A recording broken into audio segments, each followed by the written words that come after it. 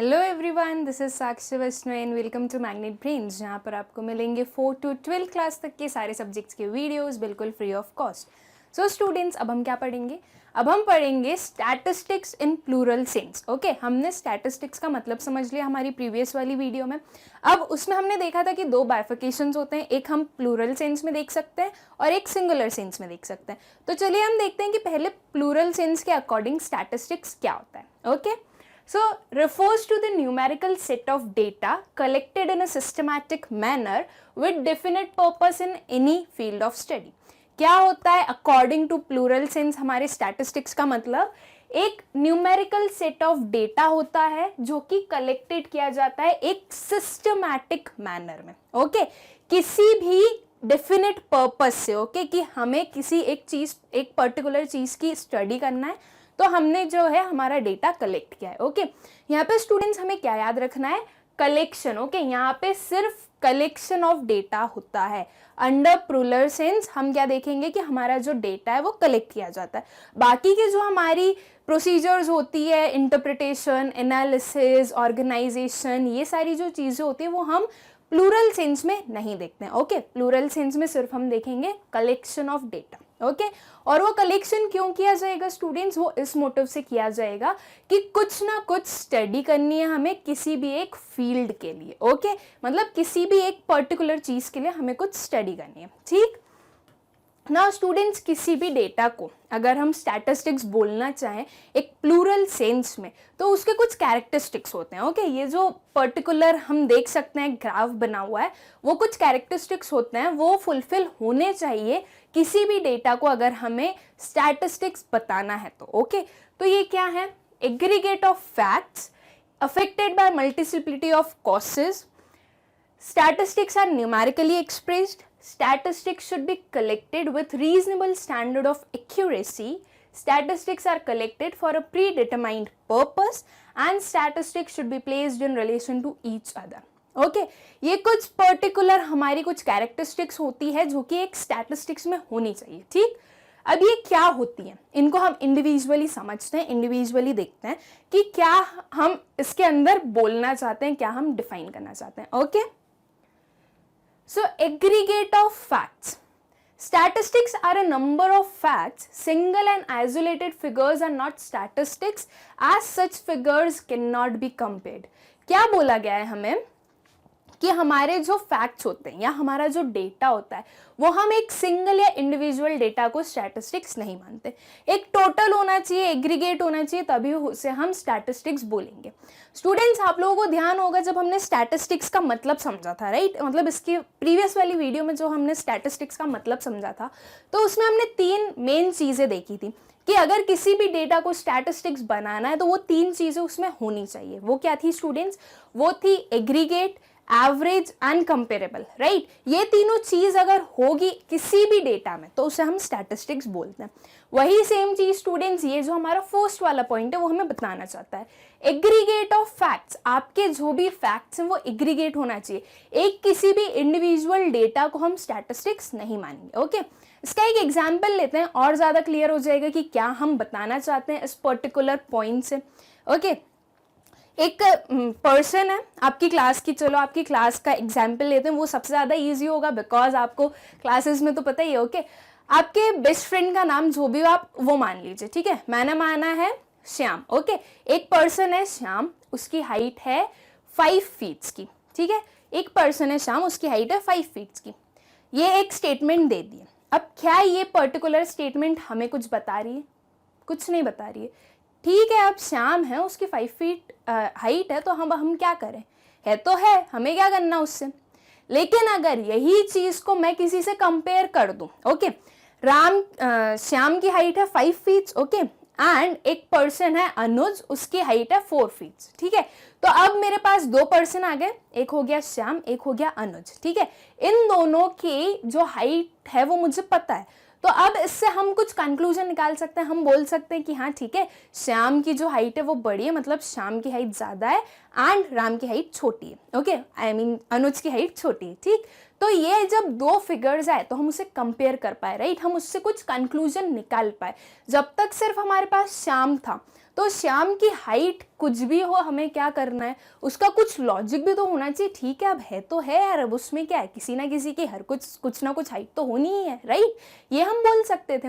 या फिर स्टूडेंट्स हम कंपैरिजन ना करें, अगर हम ये बोलें कि आपकी पूरी क्लास में 30 स्टूडेंट्स हैं और जब पूरी 30 स्टूडेंट्स की एवरेज हाइट कैलकुलेट की गई तो वो 4 फीट्स निकली, ठीक है, तो ये भी एक स्टैटिस्टिक्स हो गया, एक एग्रीगेट बता रहे हैं कि इन टोटल, ओके, सबकी टोटल पहले हमने हाइट्स देखी और उसके बाद में हमने उसका एवरेज निकाल के आप लोगों के सामने प्रेजेंट किया कि ये पर्टिकुलर चीज इतनी पर्टिकुलर हाइट है हमारी क्लास की, ठीक। तो एग्रीगेट ऑफ फैक्ट्स हमें क्या बता रहा है कि किसी भी इंडिविजुअल नंबर को, किसी भी इंडिविजुअल डेटा को हम स्टैटिस्टिक्स नहीं मानते, ठीक। Then statistics are numerically expressed. Students ये तो बहुत ही कॉमन सी चीज है एंड आई गेस अभी तक आप लोगों को इतना तो समझ में आ ही गया होगा। आप लोगों को पहले से भी पता है, जब हमने स्टैटिस्टिक्स स्टार्ट नहीं किया था तब भी आप लोगों के अकॉर्डिंग स्टैटिस्टिक्स का आई गेस यही मतलब होता था कि किसी चीज को नंबर्स में डिफाइन करना, कुछ नंबर से रिलेटेड कुछ बताना, उसे हम स्टैटिस्टिक्स बोलते हैं, राइट। तो अब हमें इसके कैरेक्टरिस्टिक्स में क्या देखने को मिल रहा है, statistics are numerically expressed.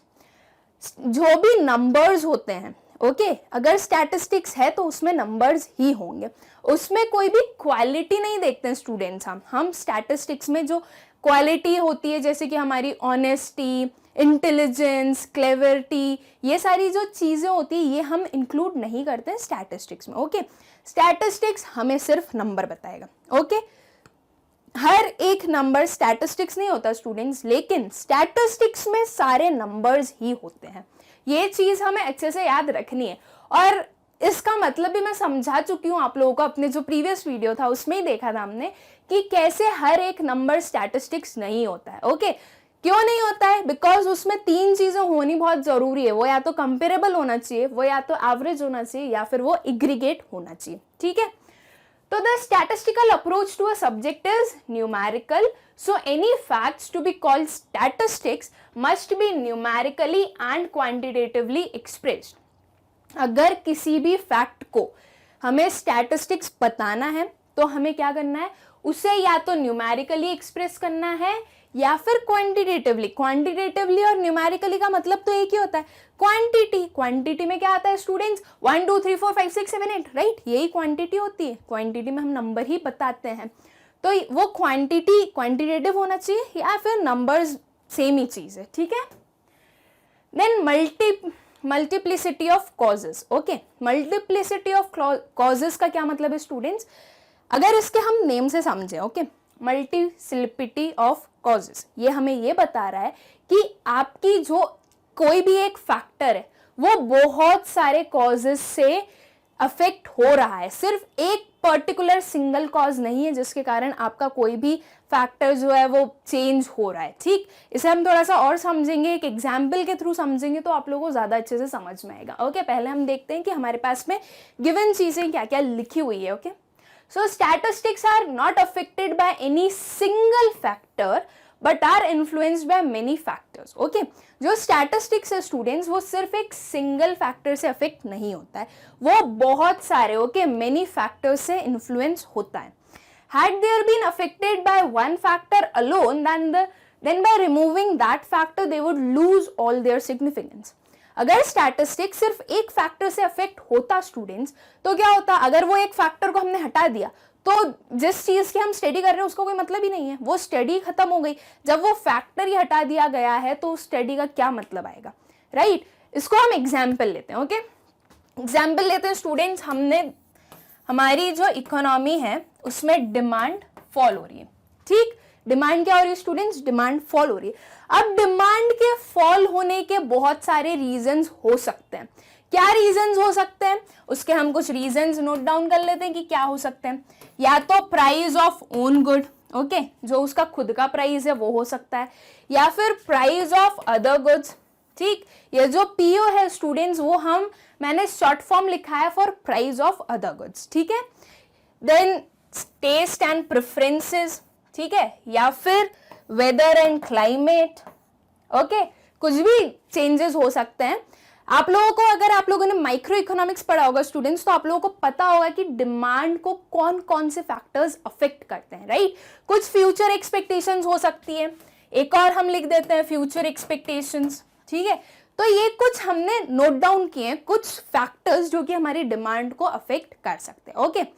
Price of the own good, अगर खुद के प्राइस में कुछ चेंजेस है तो डिमांड चेंज हो जाएगी, ठीक है। अगर कोई दूसरे गुड्स दैट इज सब्स्टिट्यूट या कॉम्प्लीमेंट्री में अगर कुछ चेंजेस हैं तो हमारी डिमांड चेंज हो जाएगी। टेस्ट एंड प्रेफरेंसेस में चेंज हुआ, वेदर एंड क्लाइमेट, ठंड का मौसम आ गया तो अब हम रेनकोट थोड़ी ना खरीदेंगे, राइट, तो इसके कारण डिमांड चेंज हो गई। फ्यूचर एक्सपेक्टेशंस, फ्यूचर में एक्सपेक्टेड है कि प्राइस कम होने वाला है तो अभी डिमांड हमने कम कर दी, राइट। ये कुछ भी फैक्टर्स हो सकते हैं। तो हमें स्टैटिस्टिक्स क्या बोल रहा है कि आपको ये सारे फैक्टर्स की पढ़ाई करनी जरूरी है, ओके। अगर आप देख रहे हो कि डिमांड में चेंज है, आप जानना चाहते हो कि डिमांड में क्यों चेंज हो रहा है, तो आपको ये सारे फैक्टर्स को पढ़ना है। आप सिर्फ ये नहीं बोल सकते कि उसके प्राइस में इंक्रीज हो रहा है इसलिए डिमांड डिक्रीज हो रही है, ये चीज आप नहीं बोल सकते हो, बिकॉज स्टूडेंट्स हमें भी पता है कि जो हमारी डिमांड है वो नंबर ऑफ फैक्टर्स से अफेक्ट होती है, राइट। तो हमें सारे नंबर ऑफ फैक्टर्स को ध्यान में रखना है। जब स्टैटिस्टिक्स पढ़ते हैं तो हमें एक एक चीज को देखना है कि किस पर्टिकुलर चीज के कारण, किस पर्टिकुलर फैक्टर के कारण हमारी जो डिमांड है वो चेंज हो रही है, ओके। आई होप स्टूडेंट्स आप लोगों को क्लियर होगा कि कैसे मल्टीप्लिसिटी ऑफ कॉजेस का क्या मतलब है हमारे स्टैटिस्टिक्स में, ओके।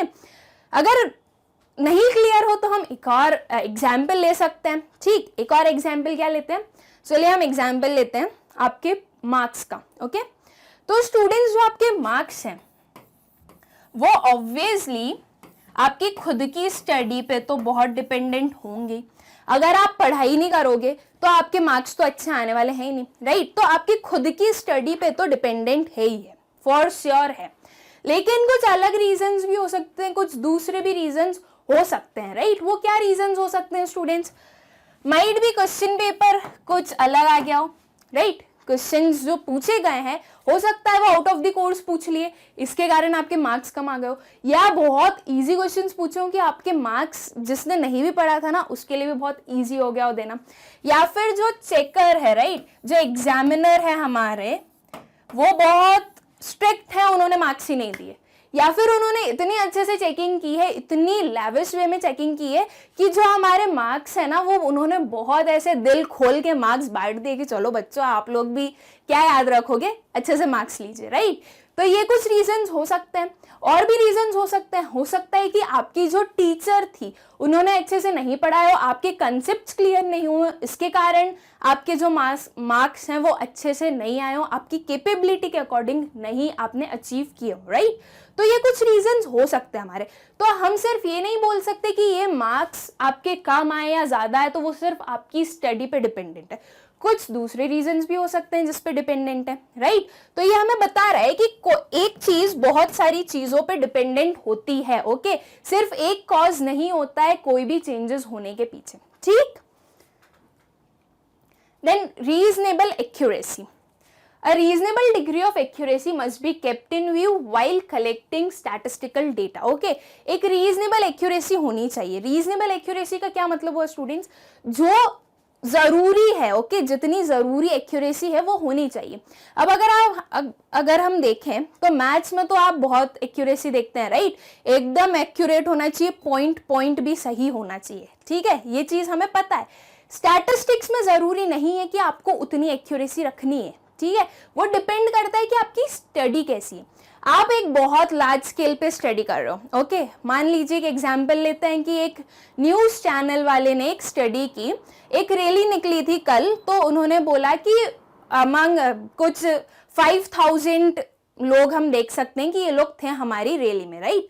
तो क्या उन्होंने एक एक को काउंट किया था? नहीं, ये एक एस्टिमेशन था कि 5000 लोग होंगे, ओके। वो एक लार्ज स्केल पे स्टडी थी, अब वो एक एक पर्सन को तो काउंट नहीं कर सकते थे कि ठीक है भाई जितने जा रहे हैं हम ना ऊपर से काउंट कर रहे हैं, ऐसा तो होगा नहीं। तो क्या हुआ, एक रीजनेबल एक्यूरेसी थी कि ठीक है इतने एस्टिमेशन उन्होंने कर लिया, ओके।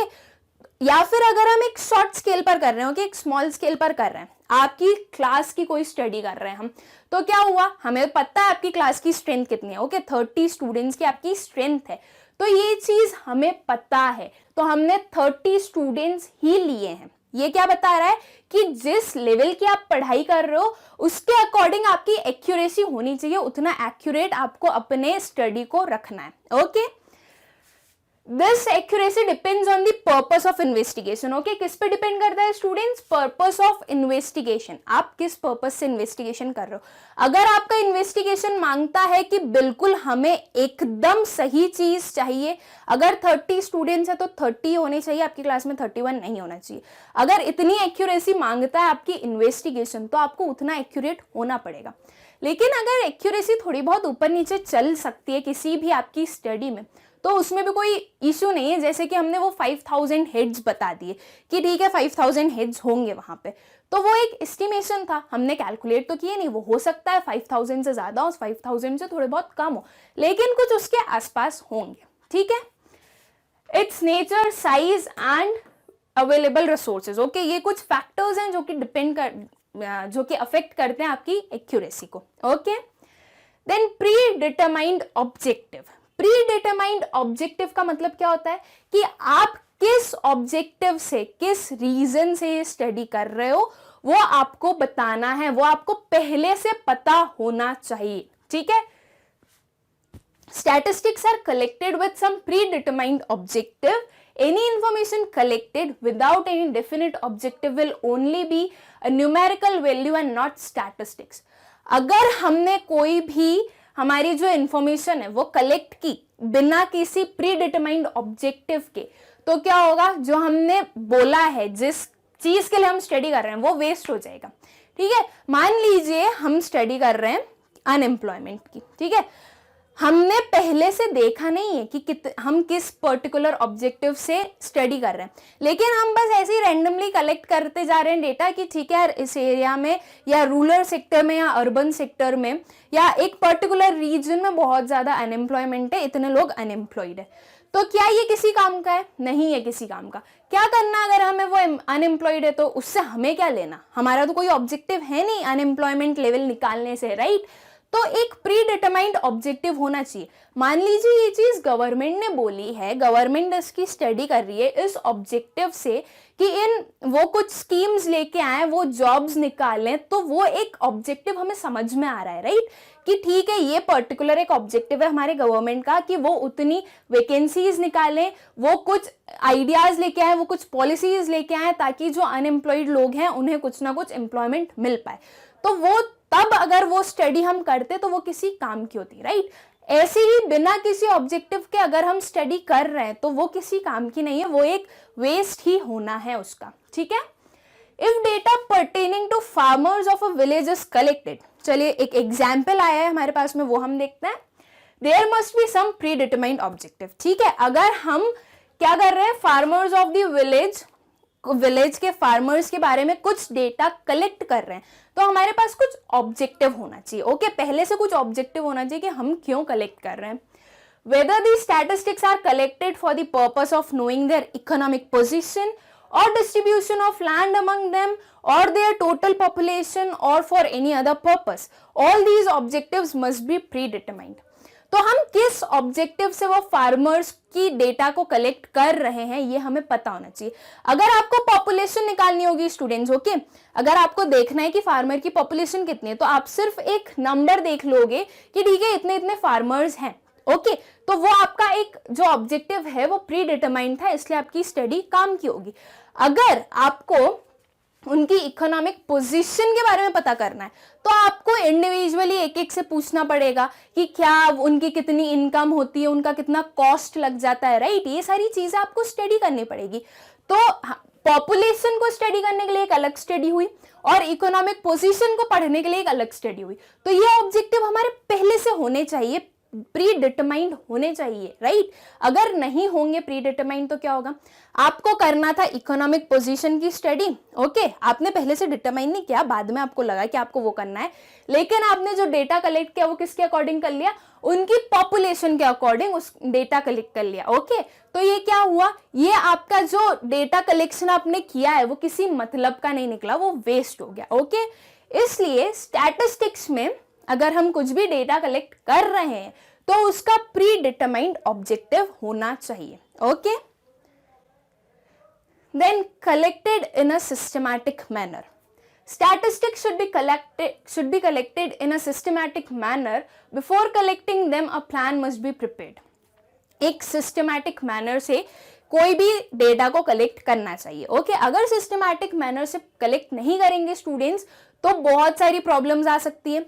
आपको समझ नहीं आएगा कि आपने कलेक्ट क्यों कर लिया है और अब आप कैसे उसको ऑर्गेनाइज करने वाले हो और क्या क्या जो आगे की प्रोसीजर्स हैं वो कैसे आप पूरी करोगे, ओके। इसलिए स्टैटिस्टिक्स में हमें जो डेटा कलेक्ट करना है वो कैसा करना है? सिस्टमैटिक मैनर में, ओके। आपने पहले एक ऑब्जेक्टिव डिटरमाइन किया, फार्मर्स की इकोनॉमिक पोजीशन देखना है, आपको जानना है, ओके। तो आपने, ये आपका ऑब्जेक्टिव था। अब उसके अकॉर्डिंग आप सिस्टमैटिकली एक एरिया से चलेंगे, ओके। आपने जो ऑब्जेक्टिव आपका डिटरमाइन किया उसमें आपने ये भी बताया होगा कि आपको किस पर्टिकुलर सेक्टर के लिए ये चीज को कैलकुलेट करना है, या फिर आप अगर पूरी कंट्री के लिए भी कर रहे हैं तो आप कितने दिनों में करने वाले हैं, कैसे करने वाले, ये सारी चीजें होंगी, ओके। मान लीजिए आपने जो सोचा था वो सोचा था कि साउथ में हमें देखना है कि कितने फार्मर्स की कैसी इकोनॉमिक पोजीशन है, तो आप एक सिस्टमैटिक वे से डेटा को कलेक्ट करना स्टार्ट करेंगे, ओके।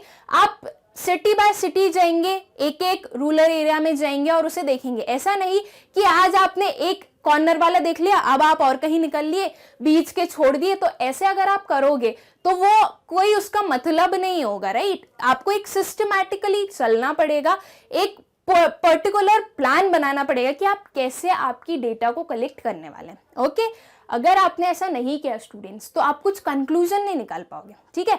आपने एक विलेज ए से 2-4 लोगों का इकोनॉमिक पोजीशन देख लिया, विलेज सी से 2-4 लोगों का देख लिया, डीई से 2-4 लोगों का देख लिया, इसमें कोई कंक्लूजन नहीं बता सकते आप, okay.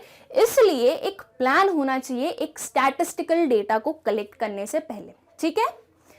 Now statistics should be placed in relation to each other. Collection of statistical data is generally done with the motive to compare. If the figures collected are not comparable, then they lose a large part of their significance. Now students, statistics ना usually हमें comparison बताता है। Comparison क्यों बताता है students? Because हम लोगों को क्या पता है कि वो numbers में define किया जाता है, right? तो जब कोई भी चीज को आप number में define करते हो तो आप उसको easily compare कर सकते हो किसी भी उस particular चीज के पर सेम नेचर की जो भी दूसरे फैक्टर्स होंगे वो, ओके। एग्जाम्पल के लिए हम लेते हैं जो हमारी इंडिया की पॉपुलेशन है, ओके, एंड जो यूएस की पॉपुलेशन है। क्या आप कंपेयर कर सकते हैं? यस, आप कंपेयर कर सकते हैं। क्यों कर सकते हैं स्टूडेंट्स? बिकॉज ये दोनों हमें एक डेफिनेट नंबर्स बता रहे हैं, राइट? कि इंडिया में ये इतनी पर्टिकुलर पॉपुलेशन है और यूएस की इतनी पर्टिकुलर पॉपुलेशन है। तो आप बता सकते हैं, आप दोनों को कंपेयर कर सकते हैं कि कितनी पॉपुलेशन है दोनों में, किसकी ज्यादा है किसकी कम है, ओके। और अगर हम एग्जांपल्स लें, मान लीजिए हमने बोला है कि इंडिया की जो पर कैपिटा इनकम है वो है 17%, ठीक है, और जो हमारे यूएस की पर कैपिटा इनकम है वो है कुछ 30-35%, ओके। तो ये क्या चीज बता रही है? ये बता रही है कि भाई यूएस की पर कैपिटा इनकम बहुत ज्यादा है हमारे इंडिया वालों से, ओके। ये एक कंपैरिजन हम देख सकते हैं।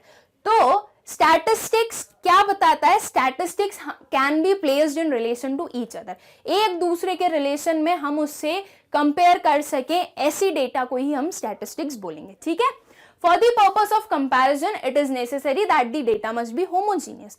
Data homogeneous होना चाहिए। Data homogeneous होना चाहिए, इसका मतलब क्या हुआ?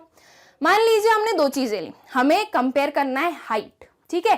तो स्टूडेंट्स अगर हाइट कंपेयर करना है तो आप दो पर्सन के बीच में, राइट, दो ह्यूमन के बीच में आप हाइट का कंपैरिजन कर सकते हैं, राइट। लेकिन अगर यही कंपैरिजन आपका आप बोलो कि ट्री से कंपेयर करना है तो वो चीज थोड़ी अलग हो गई। ओके या फिर आप मान लीजिए हाइट लिया है हमने ट्री की एंड वेट लिया है हमने एक पर्सन का, तो ये दोनों चीजें अलग हो गई। या तो आप दोनों की हाइट लो, दोनों का वेट लो तो ठीक है, लेकिन अब आप एक का वेट ले रहे हो, एक का हाइट ले रहे हो, ये हेट्रोजीनियस हो गए। ओके तो ये जो डेटा कलेक्ट कर रहे हैं ये होमोजीनियस होना चाहिए। ओके जब होमोजीनियस होंगे तभी कंपैरिजन पॉसिबल है। तो इज बिल्कुल free of cost. So students अब हम क्या देखेंगे, अब हम देखेंगे स्टैटिस्टिक्स इन सिंगुलर सेंस। ओके हमारे प्रीवियस वाले वीडियो में हमने देखा कि प्लूरल सेंस में क्या मतलब होता है स्टैटिस्टिक्स का। ओके अब हम देखते हैं कि सिंगुलर सेंस में स्टैटिस्टिक्स हमें क्या बताना चाहता है। ठीक so statistics may be defined as the collection, presentation,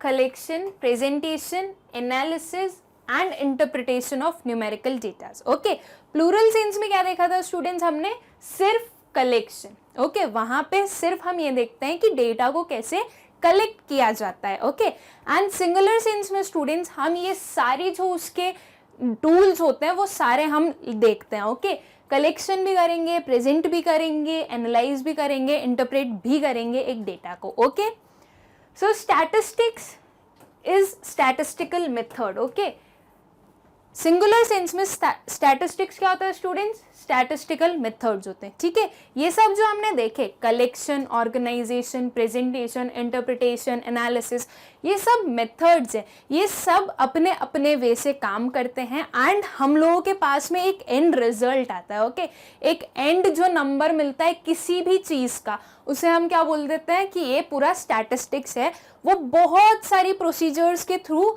गया हुआ होता है। ओके जैसे कि स्टूडेंट्स अनएम्प्लॉयमेंट रेट, ठीक है हमने बोल दिया कि इंडिया में बहुत अनएम्प्लॉयमेंट है, तो क्या ये कोई सेंस बना रहा है, नहीं पता है हमें, ठीक है इंडिया में बहुत अनएम्प्लॉयमेंट है वो तो हमें पता है यार, पर कुछ अच्छे से अगर आप कुछ फैक्ट्स दोगे, कुछ फिगर्स दोगे तो आपको समझ में आएगा कि कितना अनएम्प्लॉयमेंट है। ओके एग्जाम्पल के लिए लेते हैं 2019 में अनएम्प्लॉयमेंट था 30%, ठीक है 2020 में अनएम्प्लॉयमेंट है 60%। ठीक है तो अब आप लोगों के पास में कुछ फैक्ट्स हैं, कुछ फिगर्स हैं, आप कंपेयर कर सकते हैं, आप बता सकते हैं कि ओके 2020 में 60% अनएम्प्लॉयमेंट रेट है हमारा। ठीक है ये एक एग्जाम्पल के लिए था स्टूडेंट्स, ये जो फिगर्स हैं ये सही नहीं है तो आप इसे सही मानिएगा नहीं। ओके ये सिर्फ एक एग्जाम्पल था।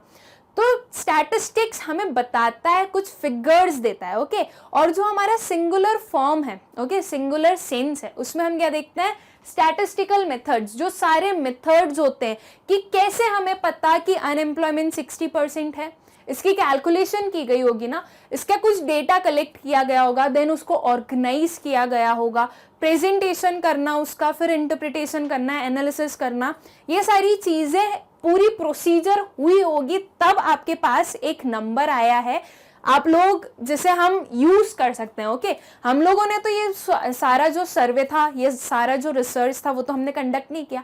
क्या आप लोगों ने एक एक पर्सन के घर पे जाके पूछा कि नहीं आप लोगों की क्या अनएम्प्लॉय हो गए हो या क्या ऐसी कोई सिचुएशन है या कुछ भी, क्या आपने कोई सर्वे किया? नहीं किया। हमारे पास तो एक जो डेटा किसी ने दिया था, ओके किसी ने रिसर्च किया, किसी ने सर्वे किया, उन्होंने बोला, ये पब्लिश हुआ गया कि 2020 में 60% अनएम्प्लॉयमेंट रेट है। ओके तो ये चीज हमें कैसे पता चली? किसी ना किसी ने बहुत मेहनत की होगी, उसने सारे मेथड्स का यूज किया होगा, सारी प्रोसीजर्स का यूज किया होगा और वो फिगर हमें लाके दिया। Okay so methods of dealing with numerical facts, वही चीज, वो जो न्यूमेरिकल फैक्ट्स हैं उनके साथ में डील करना। ओके वो जो मेथड्स हैं। नाउ स्टूडेंट्स ये जो कलेक्शन, प्रेजेंटेशन, एनालिसिस, ये सारी जो चीजें हैं इनको हम एक ब्रीफ में समझ लेंगे अभी कि क्या होता है, बाकी इनके लिए पूरा एक एक पर्टिकुलर चैप्टर गिवन है हमारी बुक में, तो हम उन्हें बहुत डिटेल में बाद में एक एक चीज को समझते जाएंगे सिस्टमैटिकली। ओके इस पर्टिकुलर लेक्चर में हम उनका सिर्फ और सिर्फ एक ब्रीफ डिस्कशन देखेंगे कि क्या होता है। ठीक सो स्टेजेस ऑफ स्टैटिस्टिकल स्टडी, कुछ स्टेजेस होती है स्टूडेंट्स की, एक पर्टिकुलर स्टेज हमारे पास डिफाइंड होती है, उस पर्टिकुलर वे में हमें वर्क करना होता है। ओके वो क्या होती है? फर्स्ट स्टेज आती है हमारा कलेक्शन ऑफ डेटा। सबसे पहले तो आपको डेटा कलेक्ट करना है, ठीक है देन सेकेंड स्टेज आती है ऑर्गेनाइज करना। ऑर्गेनाइजेशन का मतलब होता है स्टूडेंट्स क्लासिफाई करना। ओके, जो डेटा आपने कलेक्ट किया, एक बल्क में आप डेटा कहीं से कलेक्ट करके लाए हो, तो अब उसे क्लासिफाई करना, उसे छोटे छोटे पर्टिकुलर सेक्टर्स में ऐसे डिवाइड कर देना ताकि वो आप उसे अच्छे से समझ सको, रीड कर सको। ठीक है, देन स्टेज थर्ड आती है हमारी presentation of data. Presentation of data में स्टूडेंट्स हम देख सकते हैं कि टेबल्स के फॉर्म में प्रेजेंट कर दिया, किसी भी एक ऐसे वे में प्रेजेंट करना कि हम लोग इजीली उसे रीड कर सके। ओके, अगर जो कलेक्शन ऑफ डेटा में जो हमने बल्क में बहुत सारे नंबर्स को हमने कलेक्ट किया था, अगर हम उसे और ज्यादा सिंप्लीफाई नहीं करेंगे तो ये चीज बहुत डिफिकल्ट हो जाएगी हमारे लिए किसी भी फील्ड ऑफ स्टडी में उसकी स्टडी करने के लिए, राइट? इसलिए फिर उसे किया जाता है present. Okay, then come student stage for analysis of data. जो डेटा है उसको एनालाइज करना। एनालाइज करने का क्या मतलब होता है स्टूडेंट्स? उसको चेक करना कि वो कितना सही है। जरूरी नहीं है ना कि आपने अगर कुछ भी कलेक्ट किया है तो वो एकदम सही होगा। हम इंसान है यार, इंसानों से गलती तो होती है, राइट? तो हम गलतियां तो कर सकते हैं, तो उसको चेक करना। गलतियां की, ठीक है, कोई बात नहीं, लेकिन उसे ठीक करो, राइट? यही हमें बोला जाता है, गलतियों को ठीक करो। तो अगर यहाँ पर हमसे कुछ मिस्टेक हुई होगी तो हम उसे एनालाइज करेंगे एंड उसे करेक्ट करेंगे। Okay, then interpretation of data. वो जो डेटा है उसको इंटरप्रेट करना, मतलब हम एक डेटा को देख के बता सके ओके इस पर्टिकुलर डेटा से हम ये इंटरप्रेट कर सकते हैं। हमें एक डेटा दिया गया स्टूडेंट्स, उसमें हमें दे दी डिमांड, ओके, एक पर्टिकुलर ईयर्स की, 2011 से लेके 2020 तक की पूरी हमें डिमांड दे दी गई है, ठीक है, किसी भी एक कमोडिटी की। तो उस पर्टिकुलर डेटा को हम इंटरप्रेट कर सकें। ओके, ये स्टैटिस्टिक्स बोलता है। उस पर्टिकुलर डेटा में हम देख सकें कि अच्छा ठीक है, डिमांड बढ़ रही है, कम हो रही है, ओवर द ईयर क्या चेंजेस हो रहे हैं हमारी डिमांड में। तो ये एक इंटरप्रिटेशन हुआ कि हम बता सकते हैं कि क्या डिफरेंसेस हो रहे हैं, राइट? हम इंटरप्रेट कर पा रहे हैं, ठीक है। तो स्टूडेंट्स ये कुछ हमारे 5 स्टेजेस हैं किस चीज की? स्टैटिस्टिकल स्टडी के। ओके, स्टैटिस्टिकल स्टडी इसी वे में चलती है स्टूडेंट्स, इनका सीक्वेंस चेंज नहीं हो सकता। ओके, क्या है ये? Collection of data C, organisation of data O, presentation of data का P, एनालिसिस का A एंड इंटरप्रिटेशन का I। ओके, ये कुछ बना हमारा कोपाई, इसे ऐसे ही याद रखिएगा। अगर स्टूडेंट्स आपने कोई सी भी स्टेज को आगे पीछे कर दिया तो वो गलत हो जाएगा। इस पर्टिकुलर सीक्वेंस को हमें याद रखना बहुत जरूरी है।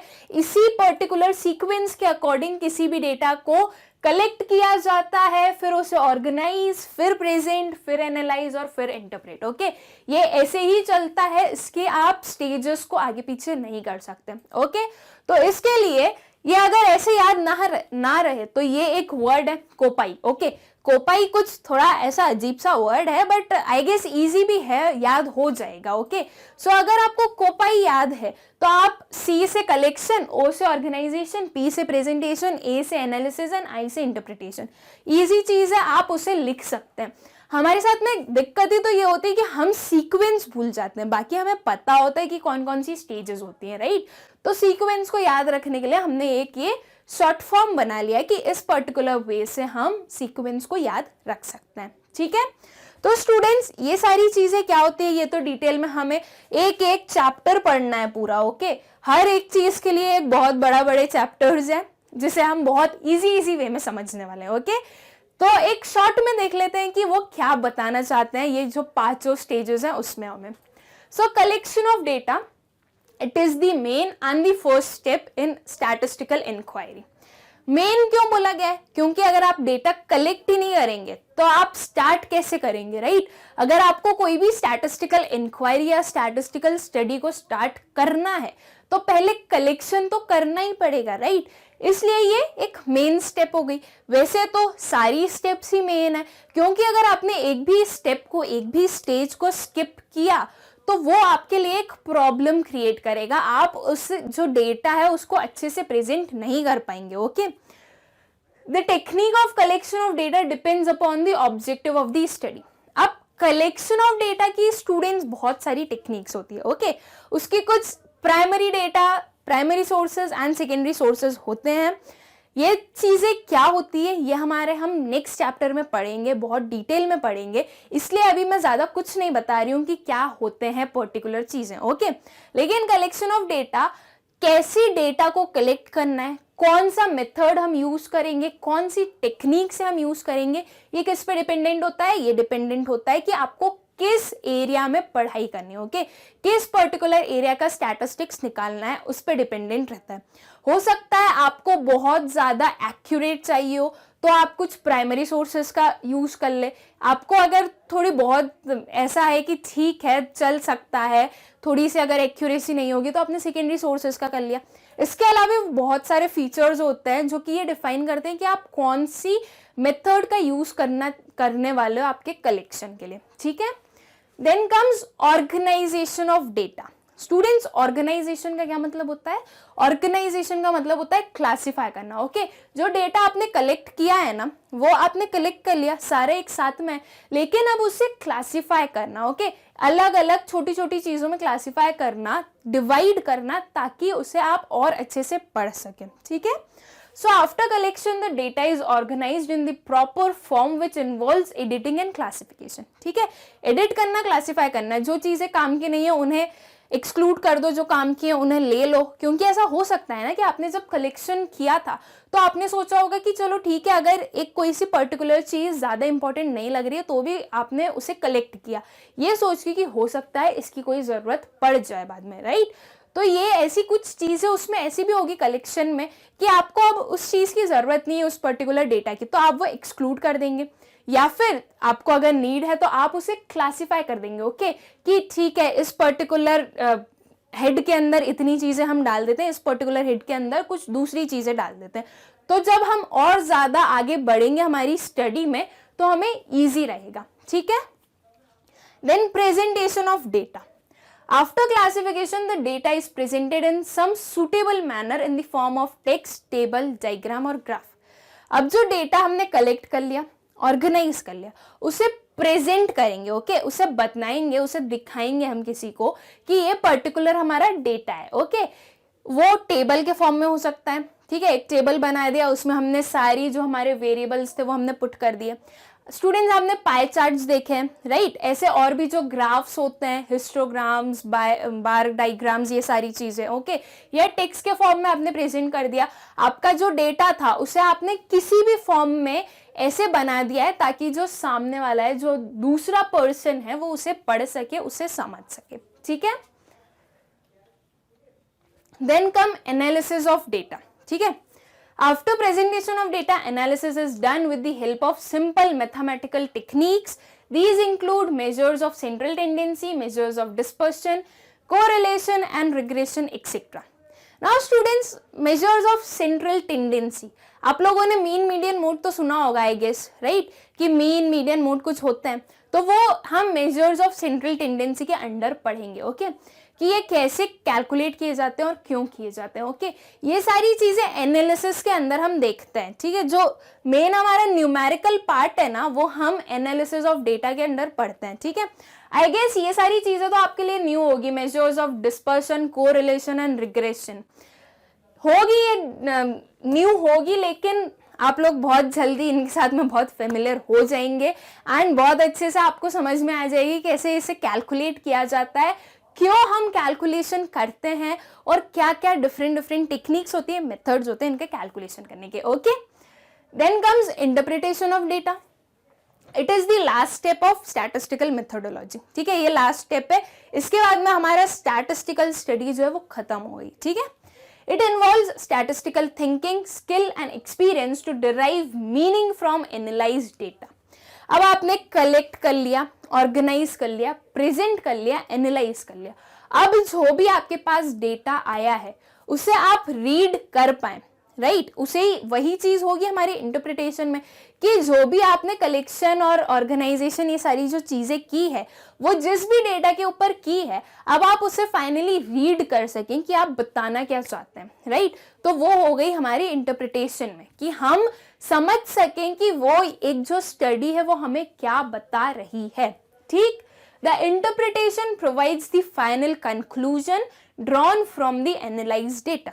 इंटरप्रिटेशन क्या बताता है स्टूडेंट्स, हमें एक फाइनल कंक्लूजन बताता है जो कि हम एनालाइज्ड डेटा, राइट। इसके पहले तो हमने एनालाइज ही किया था, तो हमारे लिए अभी तक की लास्ट स्टेप कौन सी हुई, एनालाइज। ओके, तो जो हमने एनालाइज किया है डेटा को, उसमें से कुछ फाइनल कंक्लूजन निकाल सकें। तो स्टूडेंट्स ये कुछ फंक्शंस हैं, ये कुछ पॉइंट्स हैं, मतलब जैसे हम बोल सकते हैं कि ये हमारे फंक्शंस होते हैं स्टैटिस्टिक्स के। हम इन्हें डिटेल में तो 1 by 1 पढ़ेंगे, एक बार सबको एक साथ में देख लेते हैं कि ये क्या होते हैं। Okay, to simplify complex facts, to present facts in definite form, to make comparison of facts, to facilitate planning and policy formation, to help in forecasting, to enlarge individual knowledge and experience। तो students ये कुछ particular functions हैं, ये कुछ particular points हैं जैसे हम बोल सकते हैं कि ये होते हैं हमारे फंक्शंस स्टैटिस्टिक्स के। ओके, अब इन्हें हम इंडिविजुअली पढ़ेंगे, एक एक को समझेंगे कि ये कैसे डिफाइन कर रहे हैं कि हाँ ठीक है ये पर्टिकुलर चीजें हम स्टैटिस्टिक्स में देखते हैं। ओके, तो चलिए हम स्टार्ट करते हैं। To simplify complex facts. Okay, complex facts को सिंप्लीफाई करना। अब सिर्फ इसे अगर हम और ज्यादा डिटेल में ना पढ़ें तो इसके नेम से हम समझ सकते हैं, राइट, कि कॉम्प्लेक्स फैक्ट्स है मतलब बहुत ज्यादा बड़ी बड़ी चीजें, ऐसी कॉम्प्लिकेटेड चीजें हैं जिसे सिंप्लीफाई करना। ओके, ये काम होता है हमारे स्टैटिस्टिक्स का, ठीक है। मतलब कोई भी डेटा है उसको जितना सिंपल फॉर्म में बना सकते हो उतना सिंपल फॉर्म में बनाना, ये हमारा स्टैटिस्टिक्स करता है, ठीक। It is very difficult for an individual to understand and conclude from huge numerical data, right? बहुत huge numerical data में से कुछ भी समझना या फिर कंक्लूड करना एक डिफिकल्ट चीज है, राइट। अगर स्टूडेंट्स आप लोगों को मैं बोलूं कि 1000 हाउस होल्ड्स की इनकम का डेटा है मेरे पास में, ठीक है, आप लोगों को क्या करना है, आप लोगों को अब उसे समझना है कि किस हाउस होल्ड की कितने हाउस होल्ड्स का क्या है, कितनी एवरेज इनकम है वगैरह वगैरह, ये सारी चीजें आप लोगों को फाइंड आउट करनी है, ठीक है। ये चीज मैंने आपको बोली। अब आप लोग सोचोगे चलो ठीक है, मैम ने बोला है कि उनके पास में 1000 हाउस होल्ड्स का डेटा है, मैम हमें प्रोवाइड कर देंगी, हमें तो बस क्या उसका एवरेज निकालना है, उसको इंटरप्रेट करना है और समझना है कि क्या चीजें चल रही है हमारी इकोनॉमी में, राइट। लेकिन आप लोगों को नहीं पता था कि वो जो 1000 हाउस होल्ड का डेटा है ना, वो एकदम रॉ फॉर्म में, मतलब मैंने क्या किया, मैंने बिल्कुल भी मेहनत नहीं की। हाँ मैंने मेहनत की है, ऐसा भी नहीं है नहीं की है, वो जो 1000 हाउस होल्ड से वो डेटा कलेक्ट करने की मेहनत मैंने की है, ठीक है। मैंने सिर्फ कलेक्ट कर लिया एक पेज पर, ओके, एक पीस ऑफ पेपर पर मेरे पास में लाइन वाइज एक एक हाउस होल्ड के इनकम लिखी हुई है, ओके। मतलब आप समझ लीजिए 1000 लिखी हुई है तो कितने पेजेस होंगे वो आप आपके अकॉर्डिंग एस्टिमेशन लगा सकते हैं, ठीक है। लेकिन वो 1000 की सबकी अलग अलग लिखी हुई है, ओके। एक ऐसा पूरा मैंने टेबल बना के दिया 1 2 3 4 इस फॉर्म में, ओके, टिल 1000। और मैंने आपको बोला है कि आप मुझे 1 घंटे के अंदर ये निकाल के दीजिए। तो आप लोगों के लिए बहुत हेडेक होगा कि यार मैम कैसी बात कर रही हैं, एक तो इतना रॉ फॉर्म में उन्होंने डेटा दे दिया है हमें, राइट, बिल्कुल भी ऑर्गेनाइज्ड डेटा नहीं है, सिर्फ उन्होंने जैसा कलेक्ट किया वैसा का वैसा दे दिया, राइट। अब हम इसे पूरा सॉर्ट करें और ये पूरा काम करें, ये काम मैंने आप लोगों को दे दिया, आप लोगों के लिए हेडेक हुआ, आप लोगों का मन भी नहीं होगा, ओके। बहुत जो 2-4 बच्चे होंगे वो बोलेंगे चलो ठीक है यार मैम ने काम दिया है तो अब कर तो देते हैं, मना कौन कर सकता है, राइट। और कुछ वो जो फेवरेट टाइप काइंड ऑफ बच्चे होते हैं ना कि नहीं हम पूरा होमवर्क करेंगे ही करेंगे, वो वाले भी कुछ होंगे। तो उन्होंने बोला कि नहीं चलो करना है तो फिर करना ही पड़ेगा यार, करते हैं अब। तो अब इस 1000 को लेके बैठे, सर दर्द तो हो रहा है कि ये बहुत ना खराब काम दे दिया है, लेकिन अब करना तो पड़ेगा। तो आप लोगों को प्रॉब्लम हुई, आप लोगों को प्रेजेंटेशन में उसको इंटरप्रेट करने में, उसको समझने में दिक्कत हुई, राइट। तो अगर ऐसा डेटा स्टूडेंट्स, चलो ये तो मैंने आप लोगों को होमवर्क दिया था, आपकी मजबूरी थी करना, लेकिन अगर आपको एक एक्चुअल में आप कुछ रिसर्च कर रहे हो या आपको कोई इंफॉर्मेशन चाहिए हो कि चलो ठीक है क्या एक एवरेज इनकम होती है, राइट, अगर आपको वो फाइंड आउट करनी होती और आपको कुछ ऐसा डेटा देके दे दिया होता है, आपको पता होता कि ऐसा डेटा कहीं पे अवेलेबल है, तो क्या आपका मन होता? नहीं होता। आप लोग सोचते कि यार इससे अच्छा है कि रहने दो, हमें तो करना ही नहीं है, या ऐसा काम कौन करे, राइट। लेकिन अगर यही डेटा को हम सिंप्लीफाई कर दें, राइट, एक पर्टिकुलर क्लासिफिकेशन कर दें अलग अलग वे में, किसी भी वे से, किसी भी मेथड से उसे सिंप्लीफाई करके अगर मैं प्रेजेंट कर दूं आपके सामने, तो आप उसे अच्छे से समझ सकते हैं, उसे अच्छे से पढ़ सकते हैं, राइट। तो ये क्या कर रहा है हमारा स्टैटिस्टिक्स यही करता है। ये जो ऐसे 1000 हाउस होल्ड्स थे, राइट, ये एक कॉम्प्लेक्स डेटा था, उसको सिंप्लीफाई कर देना, यही काम है हमारे स्टैटिस्टिक्स का, ठीक है। तो स्टैटिस्टिक्स क्या करता है? जो ह्यूज न्यूमेरिकल डेटा है उसको सिंप्लीफाई करता है। क्यों करता है स्टूडेंट्स? बिकॉज इतने ह्यूज न्यूमेरिकल डेटा को इंटरप्रेट करना, उसको समझना एक बहुत मुश्किल काम होता है, राइट। आप लोगों को अगर एक नॉर्मल सी कोई चीज देखनी होती, आपका मन था एक इंफॉर्मेशन गेन करने का, नॉलेज गेन करने का, लेकिन ये ऐसा डेटा देख के आपका मन नहीं हुआ, तो ये स्टैटिस्टिक्स आपके लिए इजी बना देगा। ये जो 1000 है उनको और क्लासिफाई कर देगा, उनको और प्रेजेंट कर देगा, परसेंटेज निकाल देगा, एवरेज निकाल देगा, किसी भी मेथड से आपके लिए वो ये चीज इजी करके बता देगा, ओके। तो स्टैटिस्टिक्स का यही काम है। Statistical methods try to present the great mass of complex data into simple and understandable form. क्या काम है स्टैटिस्टिक्स का? प्रेजेंट करना एक great mass of complex data, okay, बहुत ज्यादा कॉम्प्लेक्स डेटा को सिंपल और अंडरस्टैंडेबल फॉर्म में, ओके, ये काम है हमारे स्टैटिस्टिक्स का, ओके। आई होप स्टूडेंट्स ये पर्टिकुलर आपको क्लियर होगा। बहुत इजी भी था कि कॉम्प्लेक्स फैक्ट्स को कैसे सिंप्लीफाई करता है हमारा स्टैटिस्टिक्स, ओके। हम एक एग्जाम्पल लेते हैं, एक बहुत सिंपल सा और बहुत छोटा सा एग्जाम्पल है। अगर इसमें थोड़े 2-4 और कॉलम्स और रोज होते तो ये थोड़ा सा और ज्यादा कॉम्प्लेक्स बनता, लेकिन अब एक एग्जाम्पल था, आप लोगों को और इजी वे में समझाना था, इसलिए मैंने एक छोटा सा एग्जाम्पल लिया, ओके। ये students chocolate consumed by 15 students in one day, okay. 15 students एक डे में कितनी चॉकलेट का कंजम्पशन करते हैं? ठीक, मतलब क्या, एक इंडिविजुअल पर्सन जो 15 स्टूडेंट्स है उनमें हमने हर एक 15 का, मतलब कि A B C D अगर हम उन्हें नेम दे दें, तो A एक दिन में कितनी चॉकलेट खाता है, B कितनी चॉकलेट खाता है, C कितनी चॉकलेट खाता है, D कितनी चॉकलेट खाता है, एंड सो ऑन। ये चीजें हमने कैलकुलेट करने को बोली गई हमें, ओके। ये कुछ इस फॉर्म में हमें डेटा मिल गया। क्या हुआ, हमने ना अच्छे से लिखा नहीं था, जब हमने कलेक्ट किया था ना, तो हमने ऐसा नहीं लिखा था कि अच्छा ये A की है, ये B की है, ये C की है, ये D की है, ये E की है, ऐसा नहीं लिखा था। और अगर ऐसा लिख भी दिया तो कोई उससे बहुत ज्यादा डिफरेंस हो नहीं गया, राइट। ठीक है, A 10 चॉकलेट्स को कंज्यूम कर लेता है, B 8 को कर लेता है, C 11 चॉकलेट्स कंज्यूम कर सकता है, D 8 चॉकलेट्स कंज्यूम कर सकता है, E 10 चॉकलेट्स कंज्यूम कर सकता है, ओके। लेकिन अब इसे ना पढ़ना थोड़ा मुश्किल है। अब इससे क्या निकल रहा है, क्या आप इस पर्टिकुलर डेटा को देख के, इस पर्टिकुलर टेबल को देख के कुछ कंक्लूड कर सकते हैं? नहीं कर पाएंगे कंक्लूड। क्यों नहीं कर पाएंगे? बिकॉज आपको कुछ समझ ही नहीं आएगा कि आपको करना क्या है, राइट। लेकिन इसी पर्टिकुलर कॉम्प्लेक्स डेटा को जब थोड़ा सा सिंप्लीफाई करके लिख दिया, ओके, थोड़ा सिंप्लीफाई बना दिया, सिंपल बना दिया, तो क्या हुआ, हम उसे कंक्लूड भी कर सकते हैं, उसको इंटरप्रेट भी कर सकते हैं, उसको समझ भी सकते हैं, ठीक है। क्या किया, इसी डेटा को उस फॉर्म में लिख दिया, ओके। यहाँ पे चॉकलेट कंज्यूम लिखी हम लोगों ने, ठीक है, 6, 7, 8, 9, 10, 11। ये जो 6, 7, 8, 9, 10, 11 है वो इस पर्टिकुलर में से हमने निकाले हैं नंबर्स, ठीक है। तो 6 चॉकलेट सिर्फ एक स्टूडेंट कंज्यूम करता है, 3 स्टूडेंट्स हैं जो कि 7 चॉकलेट्स का कंजम्पशन करते हैं, 4 स्टूडेंट्स हैं जो कि 8 चॉकलेट्स का कंजम्पशन करते हैं, 2 स्टूडेंट्स 9 चॉकलेट्स का कंजम्पशन करते हैं, 2 स्टूडेंट्स 10 चॉकलेट का कंजम्पशन करते हैं, एंड 3 स्टूडेंट्स 11 चॉकलेट्स का कंजम्पशन करते हैं, ठीक है। ये जो पर्टिकुलर इस फॉर्म में डेटा हमें था उसे थोड़ा सिंपल करके हमने इस फॉर्म में बना दिया। नाउ स्टूडेंट्स, क्या आप इस पर्टिकुलर टेबल में से कुछ कंक्लूड कर सकते हैं?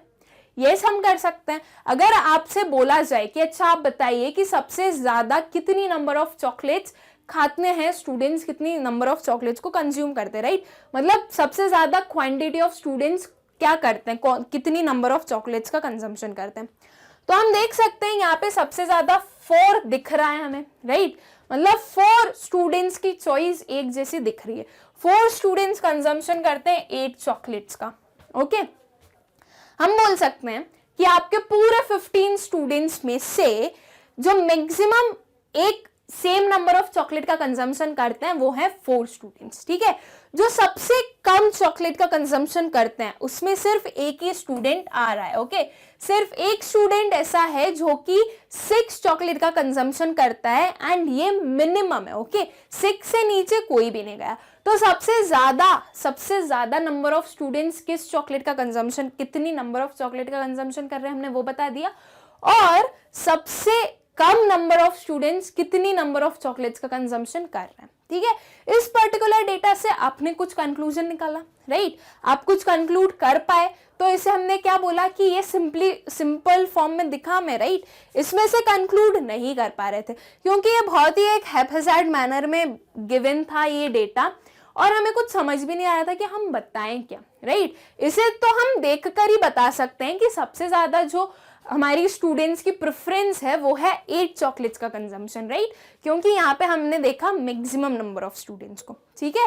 तो यहाँ से हमने कुछ कंक्लूजन निकाल दिया क्योंकि ये एक सिंपल फॉर्म में था, राइट? ये किसने किया? ये किया हमारे स्टैटिस्टिक्स ने।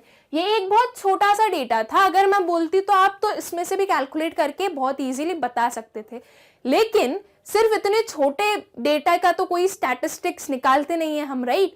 तो क्या हुआ, जो बड़े बड़े फैक्ट्स होते हैं ना, जो बहुत बड़े बड़े नंबर्स होते हैं, उनको सिंप्लीफाई करना इस फॉर्म में या फिर ग्राफ के फॉर्म में, टेबल्स के फॉर्म में, कुछ भी हो सकता है वो। ओके, किस किस वे से प्रेजेंट कर सकते हैं वो तो हम आगे पढ़ेंगे ही, लेकिन अभी हम इतना समझ गए हैं कि स्टैटिस्टिक्स का फंक्शन होता है कॉम्प्लेक्स डेटा को सिंप्लीफाई करना। ओके,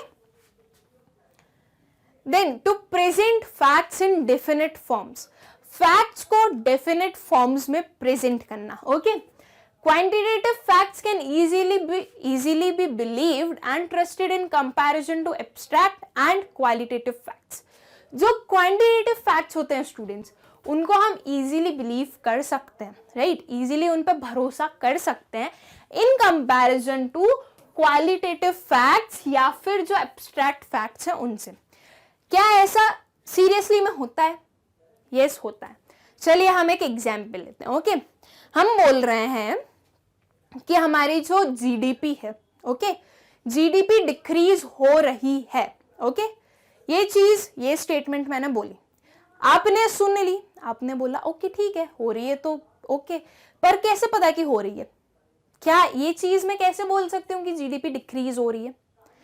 अगर इसी चीज को मैं फैक्ट्स में, क्वांटिटेटिव फैक्ट्स में लिख दूं, बोल दूं कि इस बार जो हमारी जीडीपी थी वो माइनस नेगेटिव में चली गई, राइट? 27.3%। ओके, ये मैंने बोल दिया, ये मैंने आपको नंबर दे दिया, एंड मैंने ये भी बोल दिया कि 2019 में हमारी जो जीडीपी थी, लेट्स से वो थी 4.5% की, ठीक है? ये भी मैंने बोल दिया। तो अब आप इजीली कंपेयर कर सकते हैं, इजीली बता सकते हैं कि हाँ जीडीपी डिक्रीज हो रही है। कैसे बताई स्टूडेंट्स आपने? क्योंकि मैंने आपको क्या बोला कि जीडीपी जो 2019 में थी वो आप मान लीजिए, मतलब मानना है आपको, वैसे मैं ये चीज फैक्ट बता रही हूँ। ओके, ये चीज फैक्ट इसलिए बता रही हूँ क्योंकि मुझे नहीं पता है कि एकदम ये यही सेम नंबर था, ये एक एग्जाम्पल है, इसे एक एग्जाम्पल के तौर पे आप समझेगा। ओके, 2019 में जीडीपी क्या थी, हमने मान ली 4.5% थी। 2020 में कितनी थी? -27.3, ठीक है? अब इजीली आप बता सकते हैं कि हाँ आपकी जीडीपी डिक्रीज हो रही है। आपने कंपैरिजन करा, कैसे करा? बिकॉज आपके पास क्वांटिटेटिव फैक्ट्स थे, राइट? इसलिए आप इस चीज पर बिलीव कर सकते हैं, भरोसा कर सकते हैं कि हाँ जीडीपी एक्चुअल में डिक्रीज हो रही है, राइट? यही चीज जब मैंने एक टेक्सचुअल फॉर्म में बस बोल दी थी कि जीडीपी डिक्रीज हो रही है, तो अब इस चीज पर हम कैसे भरोसा करें कि जीडीपी डिक्रीज हो रही है? कुछ हमें फैक्ट्स तो बताइए, तब तो हम भरोसा करेंगे, राइट? तो जो हमारा स्टैटिस्टिक्स होता है वो फैक्ट्स को प्रेजेंट करता है एक डेफिनेट फॉर्म में, एक ऐसे फॉर्म में जिस पे हम बिलीव कर सके, right? Statistics summarizes the generalized facts and present them in definite form. Okay, statistics क्या करता है, summarize करता है generalized form में और हमें प्रोवाइड करता है एक डेफिनेट फॉर्म में, एक पर्टिकुलर फॉर्म में कि हम लोग उस पर बिल्कुल बिलीव कर सकें. Okay, then to make comparison of facts, ये चीज तो बहुत इजीली हम समझ भी चुके हैं कि स्टैटिस्टिक्स का काम क्या है, कंपैरिजन करना, राइट. स्टैटिस्टिक्स हमें कंपैरिजन प्रोवाइड करता है. वही सेम एग्जांपल वापस लेते हैं, यही जो इसमें लिया था जीडीपी वाला. 2019 में जीडीपी थी 4.5%, 2020 में जीडीपी थी -27.3%, राइट. कंपैरिजन कर सकते हैं आप स्टूडेंट्स, बिल्कुल कंपैरिजन कर सकते हैं. कैसे? 2019 में हमारी जीडीपी अच्छी थी, 2020 में हमारी जीडीपी अच्छी नहीं है. 2019 में हमारी जीडीपी जो थी वो अच्छे से वो ज्यादा थी और 2020 में कम है. ये हुआ हमारा कंपैरिजन, राइट. तो यही स्टैटिस्टिक्स है. स्टैटिस्टिक्स ने आपको नंबर्स दिए एंड आप उससे कंपेयर कर पा रहे हैं, राइट. इसे हमने क्या बोला कि ये स्टैटिस्टिक्स है. तो स्टैटिस्टिक्स हमें कंपैरिजन करने के लिए एक फैक्ट बताते हैं कि ओके ठीक है, ये आपके डिफरेंट चीजों के फैक्ट्स हैं, आप इसे कंपेयर कर सकते हैं, राइट. जैसे कि और एग्जांपल लेते हैं, हम बोल रहे हैं यूएस में जो कोरोना के केसेस हैं वो बहुत ज्यादा हैं, वो हाईएस्ट है. बस इतना बोल दिया, इतना बोल के हमारी बात खत्म होगी. तो क्या ये कुछ हमें कंपैरिजन बता रहा है? अभी नहीं बता रहा है. ठीक है, उनने बोला है कि इंडिया में भी कोरोना केसेस बहुत बढ़ रहे हैं और यूएस में भी बहुत बढ़ रहे हैं और हाईएस्ट पे. तो ये जो हमारी जो स्टेटमेंट आई है उससे हम कुछ कंक्लूजन नहीं निकाल सकते, राइट. हमें भी पता है यार कोरोना केसेस बढ़ रहे हैं, ठीक है, पर अब बढ़ रहे हैं, इंडिया में भी बढ़ रहे हैं, यूएस में भी बढ़ रहे हैं, यूएस के ज्यादा है. क्या करना है इससे? कुछ समझ में आया? कुछ समझ में नहीं आया. लेकिन इसी को अगर हम फैक्ट्स के थ्रू दे दें कि इंडिया में जो कोरोना केसेस हैं वो आप मान लीजिए समथिंग अराउंड 9.5 मिलियन है एंड यूएस में जो है वो 12.5 मिलियन के समथिंग है. तो अब आप बता सकते हैं कि हाँ, जो यूएस में है वो ज्यादा के नंबर ऑफ केसेस हैं as compare to India, right. तो ये कंपैरिजन किसके थ्रू हुआ स्टूडेंट्स? ये कंपैरिजन हमारे स्टैटिस्टिक्स के थ्रू हुआ, राइट. ये नंबर्स आपको कहां से पता चले? ये नंबर्स स्टैटिस्टिकल डेटा ही है, किसी ने ये कलेक्ट किया है, फिर उसे ऑर्गेनाइज, प्रेजेंट और ये सारी चीजें जो हमारी प्रोसीजर है वो पूरी कंप्लीट की है, तभी तो हमें पता है कि ये जो नंबर ऑफ केसेस हैं वो कितने हैं, राइट. ये स्टैटिस्टिक्स ही है. Okay, so comparison is one of the main functions of statistics as the absolute figures convey a less concrete meaning, right. For comparison of data, various statistical methods like average rates, percentages, ratio, etc. are used. Okay, comparison के लिए बहुत सारे different tools का use करते हैं, methods का use करते हैं, जैसे कि हो गए हमारे एवरेज, रेट्स, परसेंटेजेस, रेशोज, ये एक्सेट्रा. ये सब हमें और हेल्प करते हैं इजीली कंपेयर करने में, ठीक है. अगर एक एग्जांपल के लिए और ले स्टूडेंट्स, तो literacy rate in Kerala and literacy rate in Andhra Pradesh है हमारे पास. Okay, literacy rate in Kerala है 96.2% and literacy rate in Andhra Pradesh है 66.4%. ओके, ये चीज हमें क्या, ये पर्टिकुलर डेटा हमें क्या बता रहा है कि जो केरला की जो लिटरेसी रेट है वो ज्यादा है in comparison to Andhra Pradesh, right. Kerala के लोग ज्यादा लिटरेट हैं in comparison to Andhra Pradesh, right. एक जनरल नॉलेज के लिए आप लोगों को बता दूं, आप लोगों को पता ही होगा कि हाईएस्ट लिटरेट स्टेट है हमारा केरला, राइट. आई गेस आप लोगों को पता होगा, लेकिन जो लोएस्ट है वो कौन सा है स्टूडेंट्स? वो है हमारा आंध्र प्रदेश. ओके, तो ये जो फैक्ट्स हैं कि 96.2% और 66.4%, ये आपको कुछ कंपैरिजन दे रहे हैं, राइट, कि हाँ जो केरला है उसमें ज्यादा लिटरेट लोग हैं in comparison to your Andhra Pradesh, right.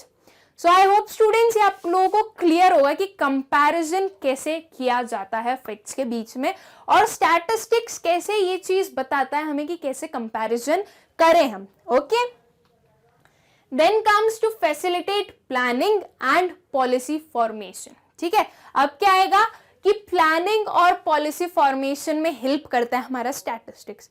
क्या ऐसा होता है? यस, ऐसा होता है। ऐसा हम क्यों बोल सकते हैं स्टूडेंट्स होता है?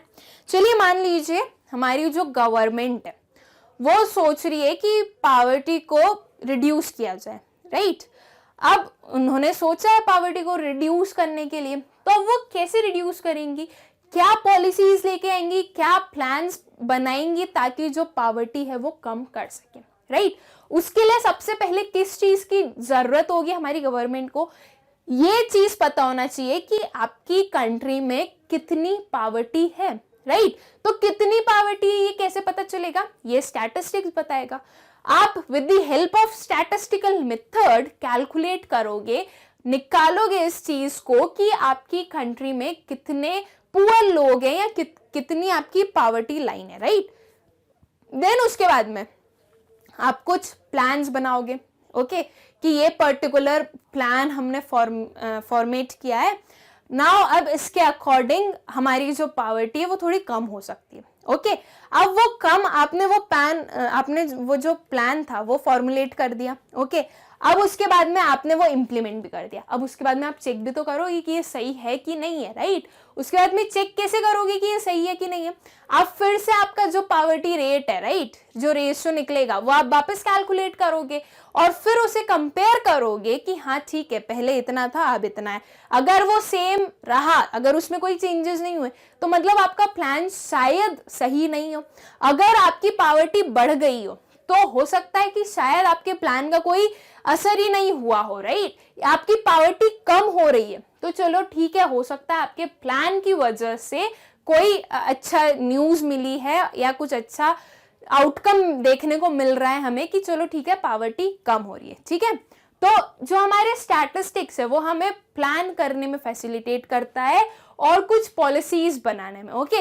ये तो हो गई हमारी पॉवर्टी की, ये था एक एग्जांपल। ऐसे ही जो दूसरी सारी हमारी पॉलिसीज होती है, प्लान्स होते हैं, ये गवर्नमेंट कैसे इंप्लीमेंट करती है? ये पहले स्टैटिस्टिक्स देखती है, ये पहले डेटा कलेक्ट करती है, डेटा को स्टडी करती है एंड देन वो लोग कोई भी प्लान्स या पॉलिसीज को फॉर्मुलेट करते हैं, ओके। एक और एग्जांपल लेते हैं। डिमांड कम हो रही है। डिमांड कम क्यों हो रही है? इस चीज के सारे रीजंस निकाले जाएंगे पहले, ओके। वो रीजंस को कैसे निकाला जाएगा? Through the help of statistical data, help of statistical method, okay. इनकी हेल्प से निकाला जाएगा कि आपकी डिमांड कम होने का रीजन क्या है, ठीक है। एक बार रीजन पता चल गया तो फिर क्या एक गवर्नमेंट करेगी कि वो रीजन को ओवरकम करने के लिए कुछ ना कुछ प्लान्स या पॉलिसीज को फॉर्मुलेट करेंगी, राइट? एंड देन कुछ हमारे न्यू प्लान्स आएंगे जिसकी वजह से हो सकता है हमारी डिमांड वापस बूस्ट होने लगे, ओके। तो ऐसे सिर्फ गवर्नमेंट ही नहीं स्टूडेंट्स, अगर हम एक बिजनेस का एग्जाम्पल लें कि बिजनेस वाले जो बिजनेसमैन है वो भी तो स्टैटिस्टिक्स का यूज करते होंगे, राइट? तो ये ऑब्वियसली करते होंगे। वो देखते हैं कि किस पर्टिकुलर कमोडिटी की डिमांड है, क्या प्राइजेस होंगे, कितने लोग इसे कंज्यूम करने के लिए रेडी हैं, क्या फीचर्स चाहिए, क्या कंज्यूमर्स को सेटिस्फैक्शन मिल रहा है, कौन सी ब्रांड को वो ज्यादा प्रेफर करते हैं। ये सारी चीजें कैसे मिलती है, ये सारा डेटा कैसे मिलता है? ये सब कुछ स्टैटिस्टिकल मेथड्स की हेल्प से ही तो मिलता है।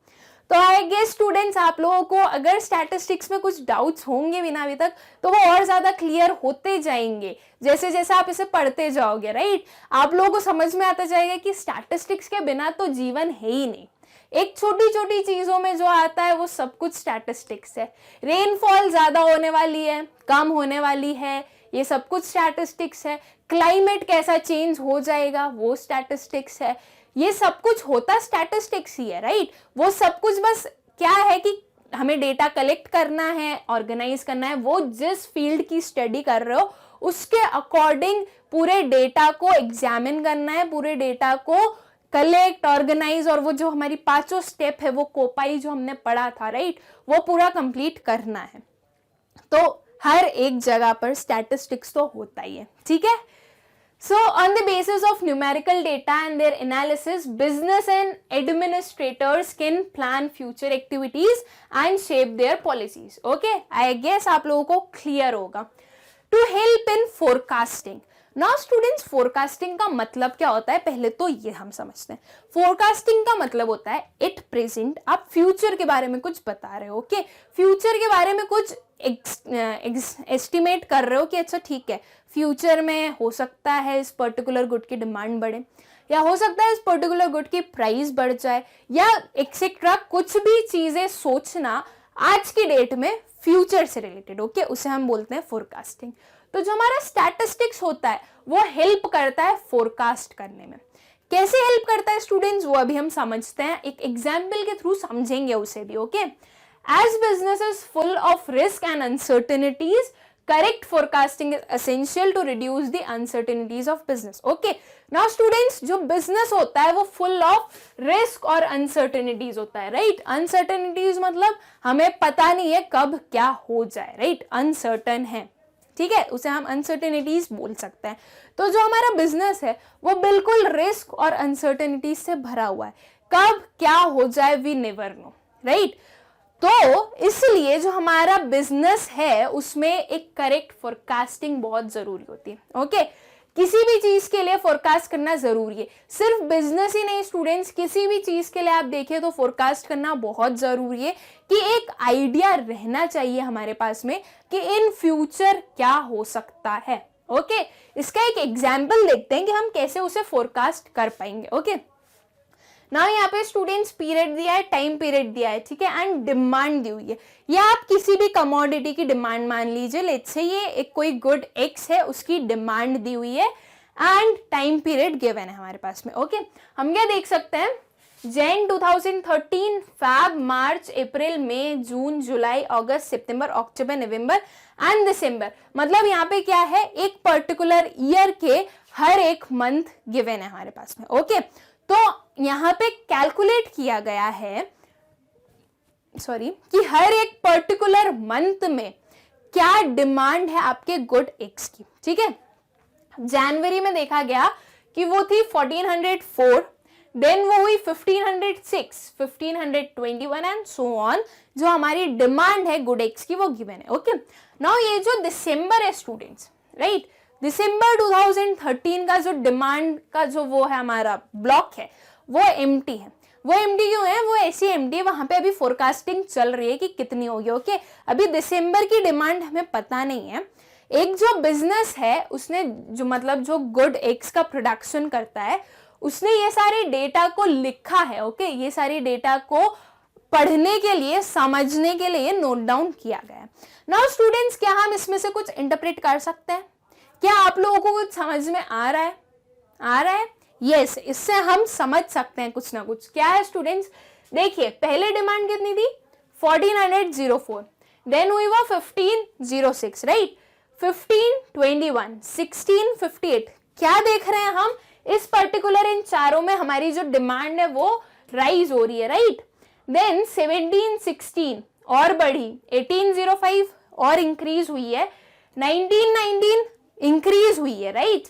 देन 1980 और इंक्रीज हुई है, 2077 अभी भी इंक्रीज होती हुई दिख रही है, 2220 इंक्रीज हो रही है एंड 2265 इंक्रीज हो रही है, राइट। तो ये क्या देख रहे हैं हम कि ये जो डिमांड है वो थ्रू आउट हर एक मंथ इंक्रीज हो रही है। ओके, अभी दिसंबर अब स्टार्ट हुआ है, तो अब दिसंबर में जो बिजनेस है, राइट, जो गुड एक्स का प्रोडक्शन कर रहा है, उन्होंने ये सोचा है, ये समझा है या ये फोरकास्ट किया है कि इस पर्टिकुलर मंथ में भी हमारी जो डिमांड है वो राइज होगी, वो इंक्रीज होगी। कैसे बताया स्टूडेंट्स ये? बिकॉज उन्होंने फोरकास्टिंग की, राइट। हर एक मंथ का उन्होंने देखा, उन्होंने एग्जामिन किया, उन्होंने समझा, ठीक है, तो उन्हें पता चल गया कि ओके इस पर्टिकुलर मंथ में भी हमारी डिमांड क्या होने वाली है, इंक्रीज होने वाली है। ओके, आई होप स्टूडेंट्स कि इस पर्टिकुलर एग्जाम्पल से आप लोगों को और ज्यादा क्लियर होगा कि फोरकास्टिंग क्या होती है एंड कैसे स्टैटिस्टिक्स हेल्प करता है। Okay, so to help in forecasting, I hope आप लोगों को क्लियर होगा। अब formulation and testing of hypothesis. Okay, statistics हमें हेल्प करता है formulation and testing of hypothesis. Hypothesis क्या होता है स्टूडेंट्स? हाइपोथेसिस कुछ इमेजिनरी चीजें होती है जो हम मानते हैं। ओके, जरूरी नहीं है कि वो सच हो या ना हो, ये चीजें जरूरी नहीं कि वो सच हो ही जाए, लेकिन हम वो मानते हैं कि ओके ये चीजें सही होने वाली है, ठीक है। तो स्टैटिस्टिक्स हमें हेल्प करता है कि हम फॉर्मुलेट कर सकें या फिर टेस्ट कर सकें हाइपोथेसिस को, ओके, जो चीज हमने मानी है, ठीक है। एग्जाम्पल के लिए हम वापस वही वाला एग्जाम्पल लेते हैं जो हमने फोरकास्टिंग में लिया था। यहां तक हमने क्या देखा था, यहां तक हमने देखा था कि हमारी डिमांड इंक्रीज हो रही है। नाउ इस पर्टिकुलर दिसंबर के लिए हमने क्या हाइपोथेसिस फॉर्मुलेट किया कि यहां पर भी डिमांड इंक्रीज ही होगी, राइट। ये हमने माना है, ये हमारे एक हाइपोथेसिस ही हुआ, राइट। ठीक है, आपने फोरकास्टिंग की है वो सही है, लेकिन वो एक काइंड ऑफ है तो हाइपोथेसिस ही, एक इमेजिनरी सिचुएशन है जो अभी तक सच हुई नहीं है लेकिन हो सकती है, राइट। तो इस पर्टिकुलर डेटा के थ्रू कि इसके पर्टिकुलर डेटा के हेल्प से आपने ये माना है, ये हाइपोथेसिस फॉर्मुलेट किया है कि दिसंबर में भी आपकी डिमांड इंक्रीज होने वाली है, ओके। नाउ आपने फॉर्मुलेट तो कर लिया। अब जो स्टैटिस्टिक्स है वो आपको हेल्प भी करता है आपके हाइपोथेसिस को टेस्ट करने के लिए। दिसंबर कंप्लीट हो गया, ओके। मान लीजिए दिसंबर में हमारी जो डिमांड थी वो थी 2000, ओके, जो डिमांड थी वो थी 2000। तो अब आप आपके जो हाइपोथेसिस था आप उससे एग्जामिन भी कर सकते हो, उसे टेस्ट भी कर सकते हो। आपने क्या माना था कि आपकी डिमांड इंक्रीज होने वाली है, राइट। लेकिन क्या आपकी डिमांड इंक्रीज हो रही है? नहीं, वो 2264 से कम होकर 2000 पर आ गई, राइट। मतलब 264 यूनिट्स की डिक्रीज हो गई है हमारी डिमांड। तो आपने, आपका हाइपोथेसिस टेस्ट हो गया कि आपने जो हाइपोथेसिस फॉर्मुलेट किया था वो गलत था, राइट। ये चीज हमने with the help of statistics ही देखी है, यहाँ पे स्टैटिस्टिक्स ही वही चीज बता रहा है, राइट। मान लीजिए यहाँ पे होता 3000, राइट। दिसंबर में जो डिमांड थी वो हो जाती 3000, तो क्या अब आपका हाइपोथेसिस सही हो गया? यस, बिल्कुल सही हो गया। आपने माना था कि आपकी डिमांड इंक्रीज होने वाली है एंड आपकी डिमांड इंक्रीज ही हुई है, ओके। तो आपका जो हाइपोथेसिस था वो सही हो गया, ठीक है। तो स्टैटिस्टिक्स आपको किस चीज में हेल्प करता है स्टूडेंट्स? स्टैटिस्टिक्स आपको हेल्प करता है फॉर्मुलेट करना और टेस्ट करना हाइपोथेसिस को, ठीक है। आई होप स्टूडेंट्स आप लोगों को क्लियर होगा कि कैसे हम एक हाइपोथेसिस फॉर्मुलेट करते हैं और कैसे उसे टेस्ट किया जाता है, ओके। क्वांटिटेटिव एक्सप्रेशन देता है, मतलब कि जो हमारी इकोनॉमिक प्रॉब्लम्स है ना उन्हें क्वांटिटेटिव फॉर्म में एक्सप्रेस करता है ताकि हम समझ सके। अब क्या ये चीज इजी पड़ती है क्या? क्वांटिटेटिव फॉर्म में किसी चीज को पढ़ना इजी लगता है क्या हमें? यस, लगता है। इस चीज को आप खुद समझिए, ओके, कैसे लगता है। बहुत इन्फ्लेशन बढ़ रहा है, ओके। हमारी जो इंडिया है उसमें इन्फ्लेशन रेट बढ़ रहा है, इन्फ्लेशन रेट हाई है, ठीक है। ये एक पर्टिकुलर स्टेटमेंट मैंने बोल दी। क्या आप इससे कुछ कंक्लूजन निकाल पा रहे हैं? नहीं निकाल पा रहे। लेकिन अगर यही चीज मैं कुछ क्वांटिटेटिव फॉर्म में बता दूं, ठीक है, मैंने बोल दिया कि जो हमारी इंडिया है ना, हमारा जो कंट्री है इंडिया, इसमें लास्ट ईयर के कंपैरिजन में इस ईयर 10% राइज हुआ है इन्फ्लेशन रेट में। तो ये चीज एक स्टैटिक फॉर्म हो गई, एक एब्स्ट्रैक्ट फॉर्म हो गई कि हाँ आप बता सकते हो कि अच्छा ठीक है 10% से इन्फ्लेशन हुआ है, मतलब कि 10% महंगाई बढ़ी है। अगर क्वांटिटेटिव फॉर्म नहीं आया था यहाँ पे, मतलब यहाँ पे हमारा जो 10% है वो नहीं आया था, तो क्या हो रहा था? सिर्फ ये बोला गया था कि अच्छा ठीक है जो इन्फ्लेशन है वो बढ़ रहा है, जो प्राइसेस है वो बढ़ रही है, चीजों की महंगाई बढ़ रही है। लेकिन वो चीज हम समझ नहीं पा रहे थे कि यार महंगाई बढ़ रही है तो कैसे बढ़ रही है। आप कैसे बोल सकते हो कि महंगाई बढ़ रही है? ये कैसे बोल दिया आपने कि महंगाई बढ़ रही है? हो सकता है हमें तो लग रहा है यार ये पर्टिकुलर गुड तो सस्ता हो गया, महंगाई कहां से बढ़ रही है, ये चीज भी तो हम बोल सकते हैं। लेकिन स्टैटिस्टिक्स ने क्या किया? स्टैटिस्टिक्स ने उसको क्वांटिटेटिव फॉर्म में एक्सप्रेस कर दिया, ओके। क्वांटिटेटिव फॉर्म में उसने बताया कि महंगाई बढ़ रही है एक्चुअल में, ओके। लास्ट ईयर के कंपैरिजन में इस ईयर 10% का हाइक हुआ है आपके इन्फ्लेशन रेट में, ओके। तो ये चीज हमें स्टैटिस्टिक्स ने बताई और हमें पता चल गया कि अच्छा ठीक है ये पर्टिकुलर प्रॉब्लम है हमारी इकोनॉमी में, उसका क्वांटिटेटिव एक्सप्रेशन दे दिया, ठीक है। उसी वजह से जो दूसरे भी इकोनॉमिक प्रॉब्लम्स होती है सबके लिए हमारा स्टैटिस्टिक्स काम करता है। स्टैटिस्टिक्स हमें एक नंबर में प्रोवाइड करवाता है कि हाँ ठीक है, इस पर्टिकुलर वे में आपकी जो इकोनॉमिक प्रॉब्लम है वो और ज्यादा होती जा रही है या कम हो रही है, कुछ पॉजिटिव रिव्यूज मिल रहे हैं, नेगेटिव रिव्यूज मिल रहे हैं, वो चीजें हम समझ सकते हैं। Okay, so statistics is an essential tool for an economist to understand the problems of an economy through quantitative data. Okay, students, आप ये चीज सोचिए कि अगर statistics नहीं होता तो क्या जो हमारी इकोनॉमी में प्रॉब्लम्स हो रही है, जनरेट हो रही है, उनको हम एक्चुअल में सॉल्व कर पाते या उनको हम एक्चुअल में समझ पाते कि ये क्यों हो रही है या कितनी हो रही है? नहीं कर पाते।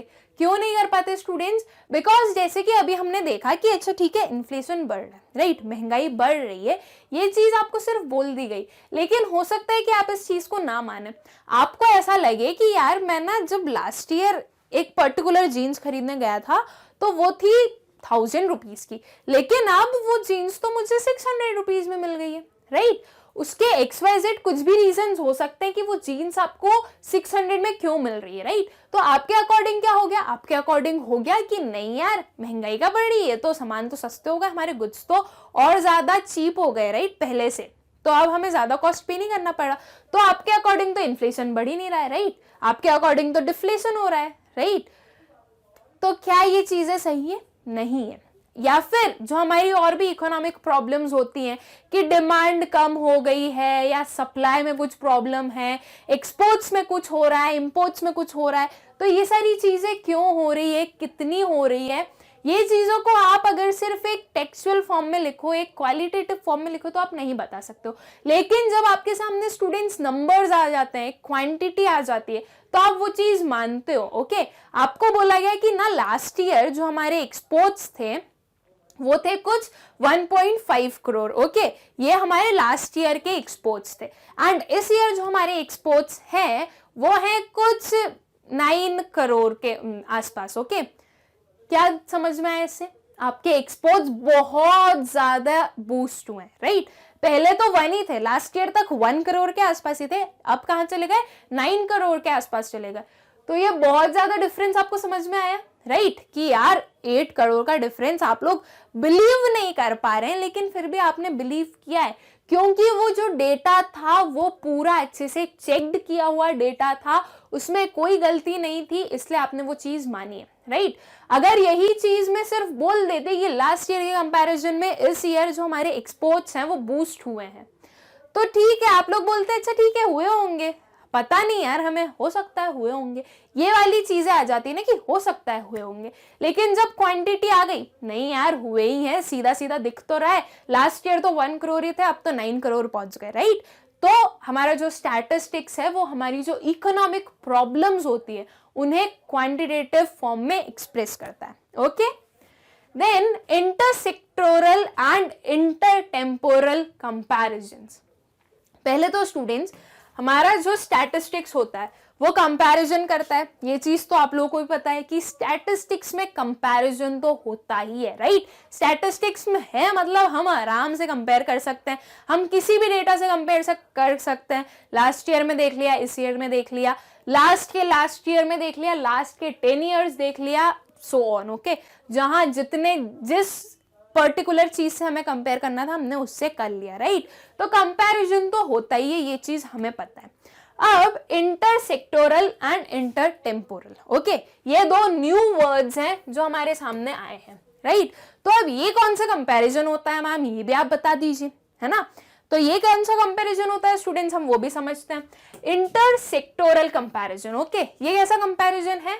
Across different sectors of the economy, अलग अलग सेक्टर में जो कंपैरिजन किया जाए उसे हम बोलेंगे इंटरसेक्टोरल कंपैरिजन। इसे याद कैसे रखेंगे? इंटरसेक्टोरल आया है, राइट, सेक्टोरल मतलब कि सेक्टर्स में कंपैरिजन होगा। ओके, अलग अलग सेक्टर्स में कंपैरिजन होगा। अब इसका एक एग्जांपल लेते हैं स्टूडेंट्स, हमें चेक करना है अनएम्प्लॉयमेंट लेवल, ठीक है, कि कितना अनएम्प्लॉयमेंट है हमारी कंट्री में, ठीक है। उसके लिए हम 2 चीजें ले रहे हैं, एक लिया हमने अर्बन सेक्टर, एक लिया हमने रूरल सेक्टर, ठीक है। उसके बीच में हम कंपेयर करेंगे कि कहां पर ज्यादा अनएम्प्लॉयमेंट देखने को मिल रहा है। ओके, तो आपने क्या किस चीज के बीच में कंपैरिजन किया स्टूडेंट्स? दो सेक्टर्स के बीच में कंपैरिजन किया, राइट। एक हो गया हमारा अर्बन सेक्टर, एक हो गया हमारा रूरल सेक्टर। दोनों के आपने अलग अलग डेटा कलेक्ट किए एंड देन उनको कंपेयर किया कि कहां पर ज्यादा अनएम्प्लॉयमेंट देखने को मिल रहा है। ओके, तो ये क्या हो गया स्टूडेंट्स? ये हुआ हमारा inter sectoral comparison. Then comes inter temporal comparison. Okay, अब कुछ न्यू आया है, इंटर टेम्पोरल। अब ये क्या होता है, चलिए हम देखते हैं। Over different plan periods. Okay, different plan periods के बीच में जो कंपैरिजन होता है हम उसे बोलते हैं इंटर टेम्पोरल कंपैरिजन। ओके, अब ये थोड़ा सा कॉम्प्लिकेटेड लग रहा है कि ये क्या है, डिफरेंट प्लान पीरियड्स क्या होते हैं, राइट।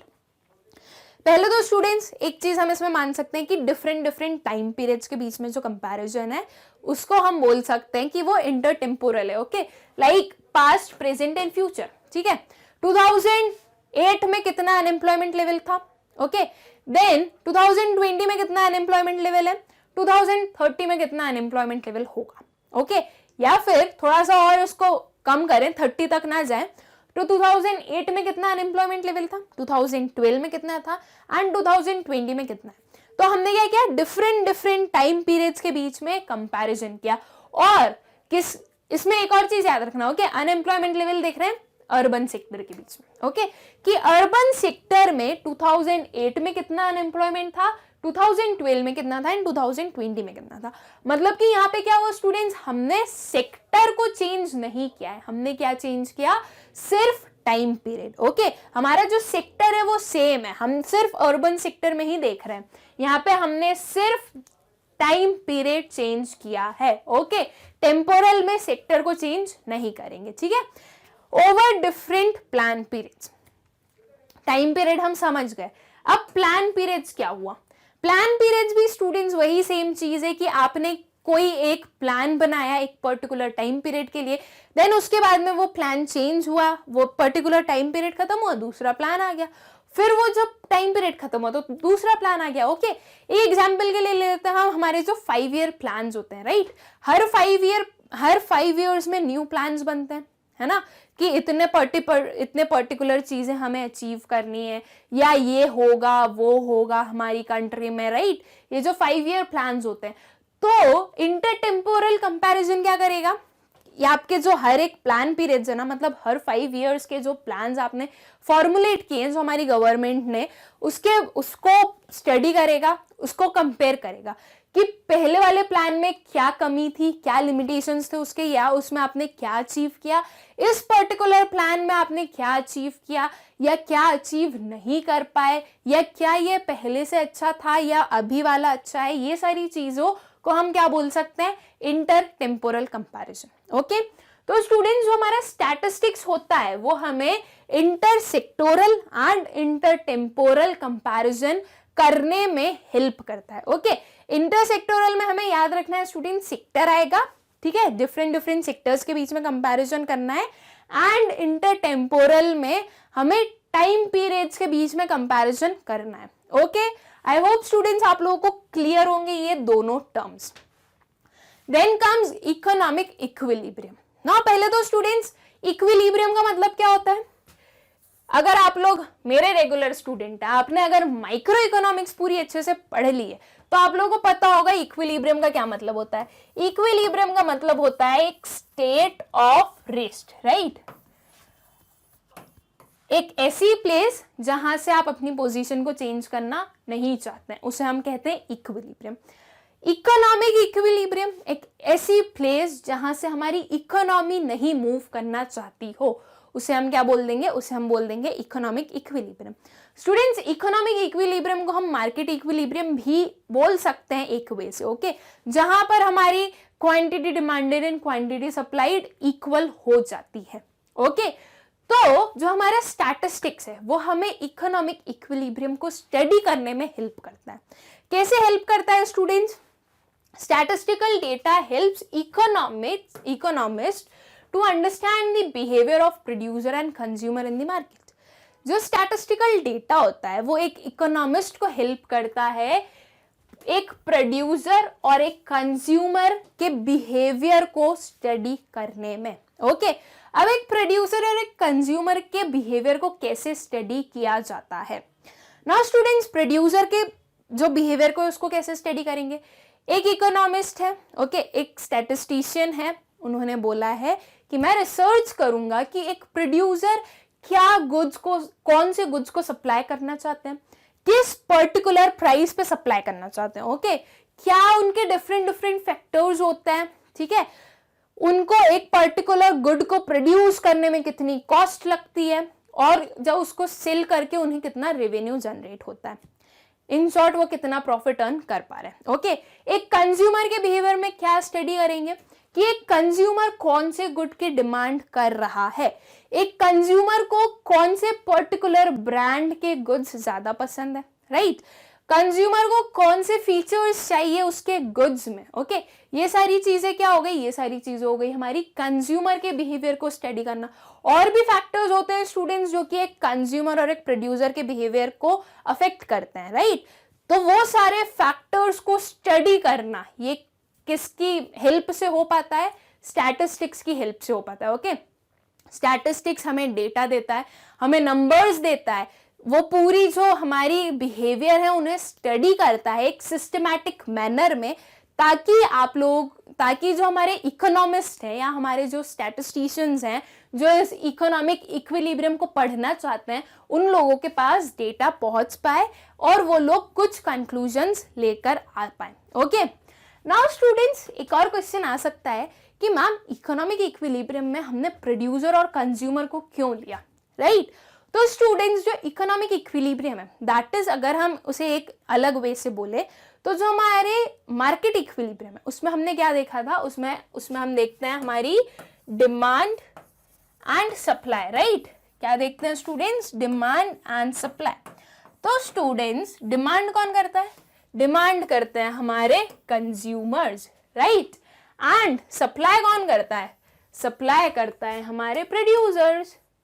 तो इन शॉर्ट, जो वो डिमांड एंड सप्लाई पे क्या इफेक्ट हो रहा है, राइट, उसे पढ़ने के लिए हमने प्रोड्यूसर और कंज्यूमर के बिहेवियर को पढ़ा, राइट।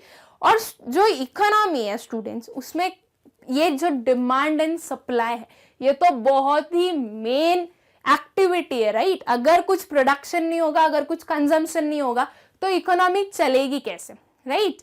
तो इसलिए जो इकोनॉमिक इक्विलिब्रियम है उसमें एक इकोनॉमिस्ट प्रोड्यूसर और कंज्यूमर के बिहेवियर को स्टडी करता है। ओके, आई होप स्टूडेंट्स ये आप लोगों को क्लियर होगा कि कैसे स्टैटिस्टिक्स हेल्प करता है एक इकोनॉमिस्ट को एक इकोनॉमिक इक्विलिब्रियम को स्टडी करने में। Okay, then comes developing economic theories. जो इकोनॉमिक थ्योरीज हैं उन्हें डेवलप करने में हेल्प करता है स्टैटिस्टिक्स।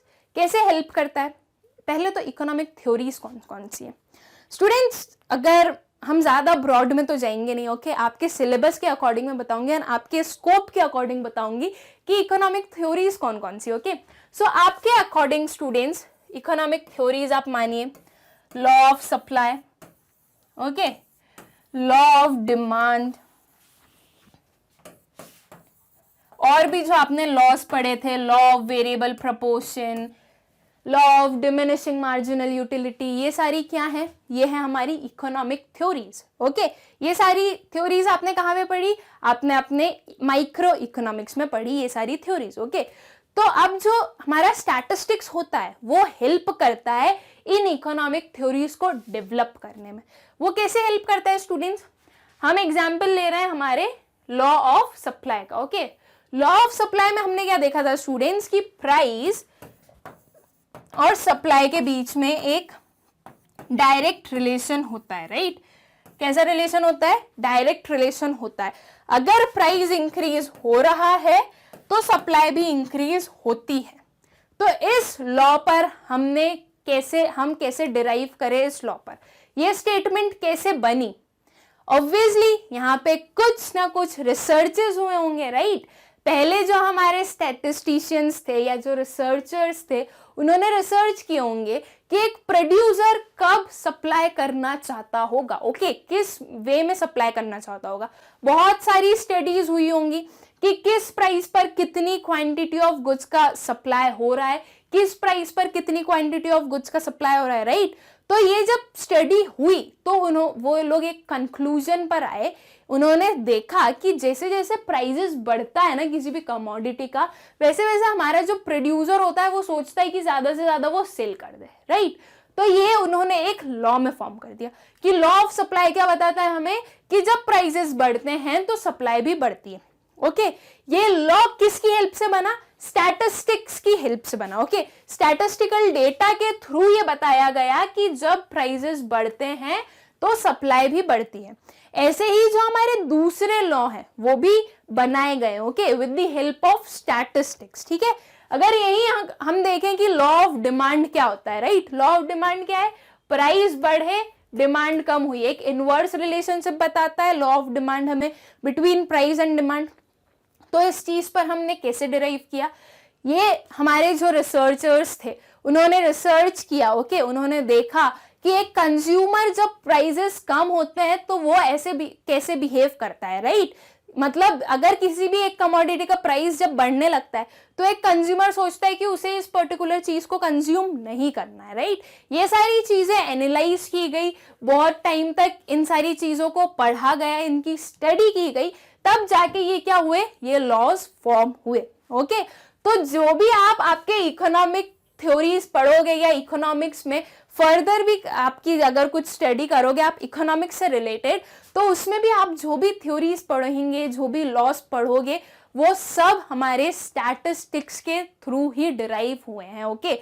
स्टैटिस्टिकल डेटा की स्टडी की गई है बहुत सिस्टमैटिक मैनर में, बहुत डिटेल्ड मैनर में, और फिर ये लॉज जनरेट किए गए, ठीक। So facilitates economists to develop theories as how the prices of goods vary in relation to demand for the product, okay। ये एक एग्जाम्पल था, ठीक है, कि जो प्राइजेस हैं गुड्स के वो कैसे हमारी डिमांड के साथ में वेरी करते हैं, ठीक। देन फोरकास्टिंग का मतलब क्या होता है स्टूडेंट्स? कि एट प्रेजेंट आप फ्यूचर के बारे में कुछ फोरकास्ट कर रहे हो, फ्यूचर के बारे में कुछ आप एस्टिमेशन कर रहे हो कि फ्यूचर में ऐसा होने वाला है, ओके। आपने अभी बैठे बैठे ये बोला है कि ना फ्यूचर में इस पर्टिकुलर गुड के प्राइजेस बढ़ेंगे, या आपने किसके थ्रू बोला है? बिकॉज आपने कुछ स्टडी की, आपने कुछ डेटा देखे, एंड उसके बाद में आप बता पाए कि इस पर्टिकुलर चीज के कारण इस पर्टिकुलर प्रोडक्ट के फ्यूचर में प्राइजेस बढ़ने वाले हैं, ठीक है। तो ये फोरकास्टिंग आप किसके कारण कर पाते हो? Because of statistics. स्टैटिस्टिक्स आपको फैक्ट्स प्रोवाइड करता है, आपको डेटा प्रोवाइड करता है ताकि आप फोरकास्टिंग कर पाओ, okay. So with the help of statistical data, economists assess and ascertain the future course of certain events which are of economic significance, okay। Statistical data की हेल्प से जो इकोनॉमिस्ट होते हैं वो असेस कर पाते हैं, एसर्टन कर पाते हैं कुछ future course of certain events, okay, कुछ फ्यूचर कोर्स ऑफ इवेंट्स को जो कि इकोनॉमी पे एक सिग्निफिकेंट रोल प्रोवाइड करते हैं, ओके। मतलब कि अगर कुछ फोरकास्ट किया गया है कि इन फ्यूचर इन्फ्लेशन बढ़ने वाला है, तो अगर इन्फ्लेशन बढ़ेगा तो इससे हमारी इकोनॉमी पे इफेक्ट होगा, ओके। मतलब वो एक सिग्निफिकेंट रोल परफॉर्म कर रहा है इन्फ्लेशन हमारी इकोनॉमी में, राइट। तो जो हमारे इकोनॉमिस्ट है उन्होंने क्या किया? उन्होंने इस चीज की स्टडी की है, उन्होंने पूरी डेटा को स्टडी किया है, एंड देन उसके बाद में उन्होंने ये चीज फोरकास्ट की है कि इन फ्यूचर इन्फ्लेशन बढ़ेगा, ओके। उन्होंने हवा में ऐसी तीर नहीं छोड़ा है कि बस हमारा मन हुआ तो हमने बोल दिया कि भाई फ्यूचर में इन्फ्लेशन बढ़ने वाला है, नहीं। अगर उन्होंने बोला है किसी भी एक इकोनॉमिस्ट ने, तो उसके पीछे कुछ ना कुछ रीजंस है, उन्होंने पूरी स्टडी की है, उसके बाद में ये चीज बताई है कि इन्फ्लेशन इंक्रीज होगा, ओके।